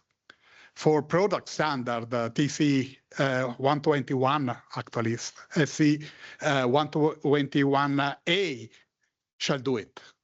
But we need to be there, and exactly as we did for -10, we have to bring our knowledge to make this in the right way. This is the commitment that we have to take. And honestly, that's all. If you, Ryan? Wow, it's hard to follow up that and all the other really good speakers. And really just want to thank all of you who have stuck through the many different presentations to this point. Really appreciate all the valuable contributions. We want to take this input and be able to use it to drive forward what is happening within OCP for the power distribution project, as well as what's happening within CurrentOS for the updates to system document, for updates to product-specific specifications, and so forth. So really hope that this is the start of further dialogue together. And please do feel free to reach out further if there are other questions by LinkedIn, whatnot. I think we very much want to be accessible, and we want to drive forward the questions to resolutions as best we can. We may not know the answers in the case of a specific person, but we certainly will try to help to move the conversation forward and to direct to the right persons. So with that, it's fantastic that we have a lot of engagement from the technical committee of IEC, and really appreciate that. Hope that we're able to be able to engage with you all as well. I know that ODCA, I believe, maintains some list of participation within IEC technical committees. Hope that we can also kick off the same within CurrentOS, and maybe work as a joint list and so forth to further drive that engagement. So with all that being said, I don't know, Vincenzo, if you want to add any. I just want to add, I was last week at Republica, and this is a very interesting event that started last year, and there are federal government Minister Wildberger, who is the leading the Ministry for Digitalization, made a clear strategy of Germany, which is decentralized data centers that are also green. So we also have to think about what do we do with the heat, because all electricity that runs into a data center is at the end heat. And this is where we have to think about. So we may have to look at the holistic view also on the cooling systems, the heat pumps, and driving those things, and what kind of power we need in order to store the heat and use it in the wintertime, for instance. So this is also their strategy, that all the data will have to remain in Europe. Unfortunately, our American friends have a president who is not so kind to us. I worked, yes. Yeah, so we can only hope it gets better in the future. Must be at one point. But I think this is a wake-up call that we need to have our own data centers, and they will be decentralized. And so we are working very hard on what we call the underlay grid, because you may know that the distribution grid is a radial grid, and by connecting substations together, you automatically have transfer to those substations which are underutilized. A typical substation is used to its apparent installed power less than 30%. It's designed for the peak, but the peak only happens 30% of the time. And so this is an opportunity to have decentralized. And so the question is, what is their power rating? Is it going to be 1 megawatt or 5? That was your question also. What is the minimum size of such a data center? And I think that is something we have to keep in mind and see how that progresses. So with that, I'll give microphone back. Yeah. Very quickly. So we are closing this Data Center Summit today. So a personal thank you for all the participants, the ones that are in the room, and of course, the ones that travel from other places. And special thanks to all of the participants that are on remote. I think it has been a long afternoon. It's very reassuring to see so much expertise in the room and on remote. And I think that I join what Antonello mentioned before. CurrentOS has a very important role here. I think that the sense of urgency is here. We are putting together the right expert and the right institutions that are working on this topic. I just want to conclude by inviting particularly the participants from remote to flash the QR code of CurrentOS, which is give you an opportunity to further discover and explore what is CurrentOS. And the momentum is here, and let's keep the momentum for tomorrow, because tomorrow we're going to start the plenary. And for the participants on the remote, use the next few months to discover more about CurrentOS, and maybe we will welcome you to the next plenary that it will be in few months. So for the time being, thanks a lot. Excuse me. Yeah, regarding tomorrow, yes, I think there is some information about the way we are going to organize tomorrow, but I think everybody received the invite, and yeah, we are going to run the sessions of the plenary tomorrow in the other building with much bigger room, because we will be, of course, more people. So I don't know if Prashant, you have any information about tomorrow. Are we okay? So thanks again, and just some additional logistic information for tomorrow. Thanks a lot. Thank you, everyone, and thank you for all the. Thanks also to all the online participants. We will close the session. Those who come tomorrow for the plenary, one last information that there will be a bus. The bus will start from Novotel. It will not go to other hotels. So everyone has to come to Novotel about 8 a.m. Why not other hotels? There was no place to parking. So the only place we found where bus could park more than 10-15 minutes was Novotel. 8. Here. In Novotel, it will come to ISEA, not here. The other way. Tomorrow it's. Thank you. Tomorrow there's Yes, tomorrow is. But I don't leave it here. First thing is